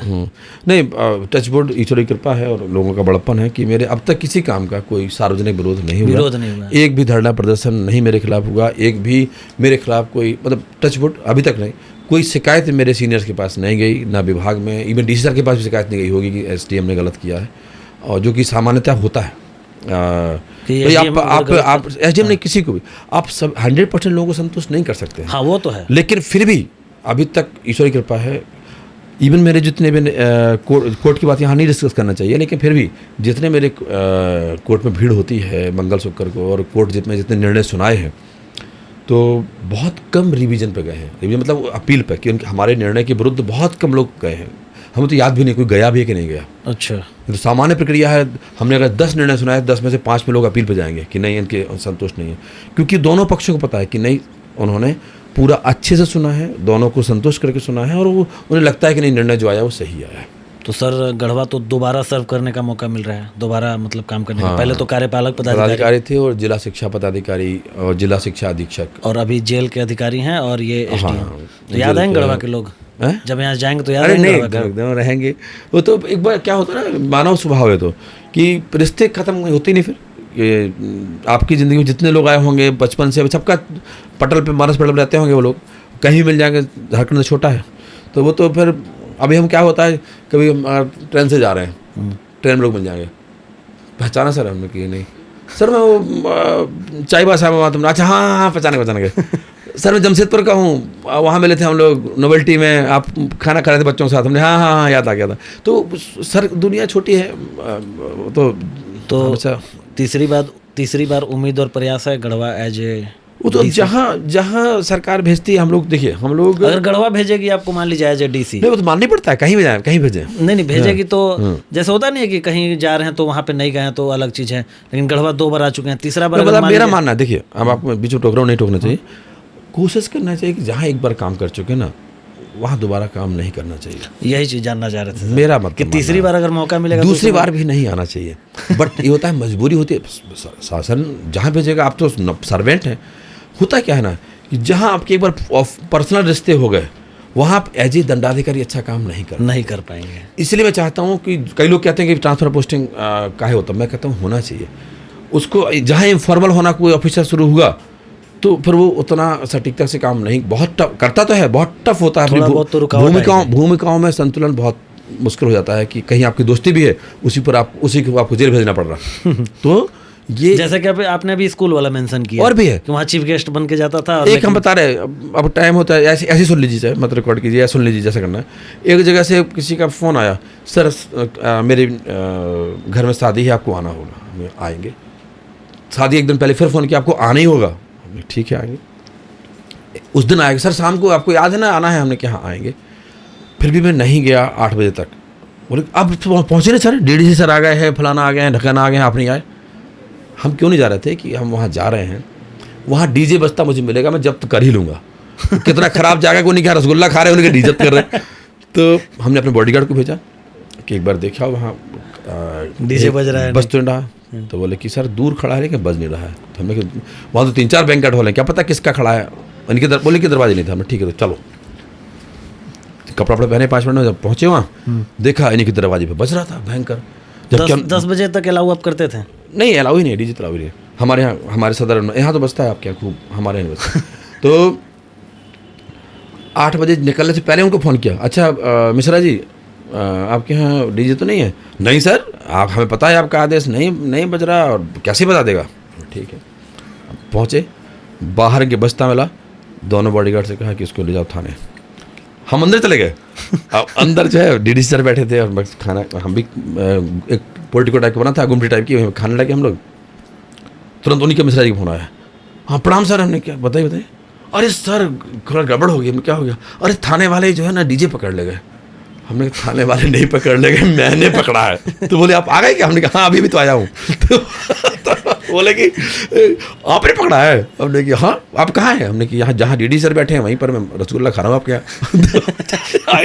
बड़े वो शर्मिंदा का, अरे सर हम क्या बताएं सर, लड़का वाला नहीं माना, ले आया। हम तो आपको मना किए थे कि सर हमारे यहाँ नहीं मिलेगा डीजे, लेकिन कैसे आ गया आपके सामने, हमें बेइज्जत करा दिया। हमने ऐसा कोई बात नहीं, क्या बात है, आराम करो आराम से। तो फिर कह रहे सर डीजे छूटेगा नहीं? नहीं छूटेगा नहीं, अगले दिन छूटेगा नहीं। फिर थोड़ा सा हमें लिहाज रखा गया, जिसके यहाँ खाना खा रहे हैं उसी के पकड़ लिया डीजे, छोड़ ये बोल दिया थाना प्रभारी को कि जो है छोड़ना नहीं है, शादी तक तो वहीं रखना है, FIR मत कीजिएगा, क्योंकि रिग्रेट कर रहे हैं लोग। मैं तो हम लोग सुधारात्मक एक अंडरटेकिंग ले लेना कि नहीं बजाएंगे, तो फिर बाद में छोड़ दे। तो कहने का मतलब ये है कि ऐसी कितना दुविधा हो जाती है कि जिसके यहाँ बैठे हैं उसी पर कार्रवाई कर रहे हैं। तो ये भूमिकाओं का संतुलन बनाए रखना है वो भी बात प्रशासक हो गई, के। एक तरफ सख्ती एक तरफ थोड़ा हाँ soft बस वही corner। दोनों, तो इसलिए जब जैसी भूमिका है वैसा करना पड़ता है।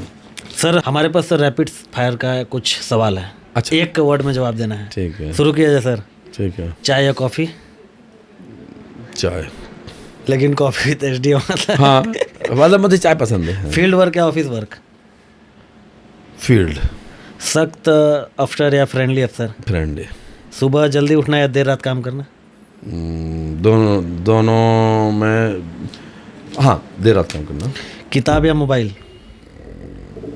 फिलहाल मोबाइल। एक शब्द में Garhwa? Accident. Accident? Accident excellent. हाँ मैं एक्सीडेंट सुन ली सर। नहीं, मतलब कि बहुत अच्छा। हाँ हाँ बहुत। सबसे पसंदीदा डिश? दाल रोटी, कुछ नहीं, और मेरा कोई शौक नहीं है। तनाव दूर करने का तरीका? बिंदास होते हैं बस। एक आदर्श नेता का नाम, क्योंकि आपने नेतागिरी किया है। नेताजी सुभाष चंद्र बोस। नेता का नाम सर, वो तो नेता नेताजी तो थे। उन्हीं का ना, और अब और कोई मतलब नेता है? नेता ऐसे। नेताजी सुभाष चंद्र बोस। अच्छा वही नाम नहीं लेना चाहेंगे नहीं लेकिन। नहीं नहीं, वही है आदर्श। अच्छा वही अच्छा है। अच्छा। सबसे मुश्किल पोस्टिंग या स्थिति? ऐसा नहीं आया कोई। कोई स्थिति ऐसा सबसे मुश्किल? कोई नहीं, अभी तक सब कुछ स्मूथ चल रहा है। बहुत स्मूथ। एक ऐसी आदत जिसे आप बदलना चाहते हैं खुद में? कि थोड़ा एक्सरसाइज वगैरह नहीं करता कभी, मैं करना चाहिए। छुट्टी मिले तो क्या करना पसंद करेंगे? छुट्टी अगर मिलती है ना, तब भी मैं काम पे ही जाता हूँ। उस दिन और काम करता हूँ, ज़्यादा करता हूँ। मेरा आप ट्रेंड उठाएंगे एक साल का, तो ज़्यादातर मेरी कार्रवाई संडे को ही है। ज़्यादातर मीटिंग मेरी संडे को, मैं ज़्यादातर काम करता हूँ। जैसे आज हमारे साथ संडे को अब सर क्या है, पॉडकास्ट कर रहे संडे को ज़्यादा एक्टिव रहता हूँ।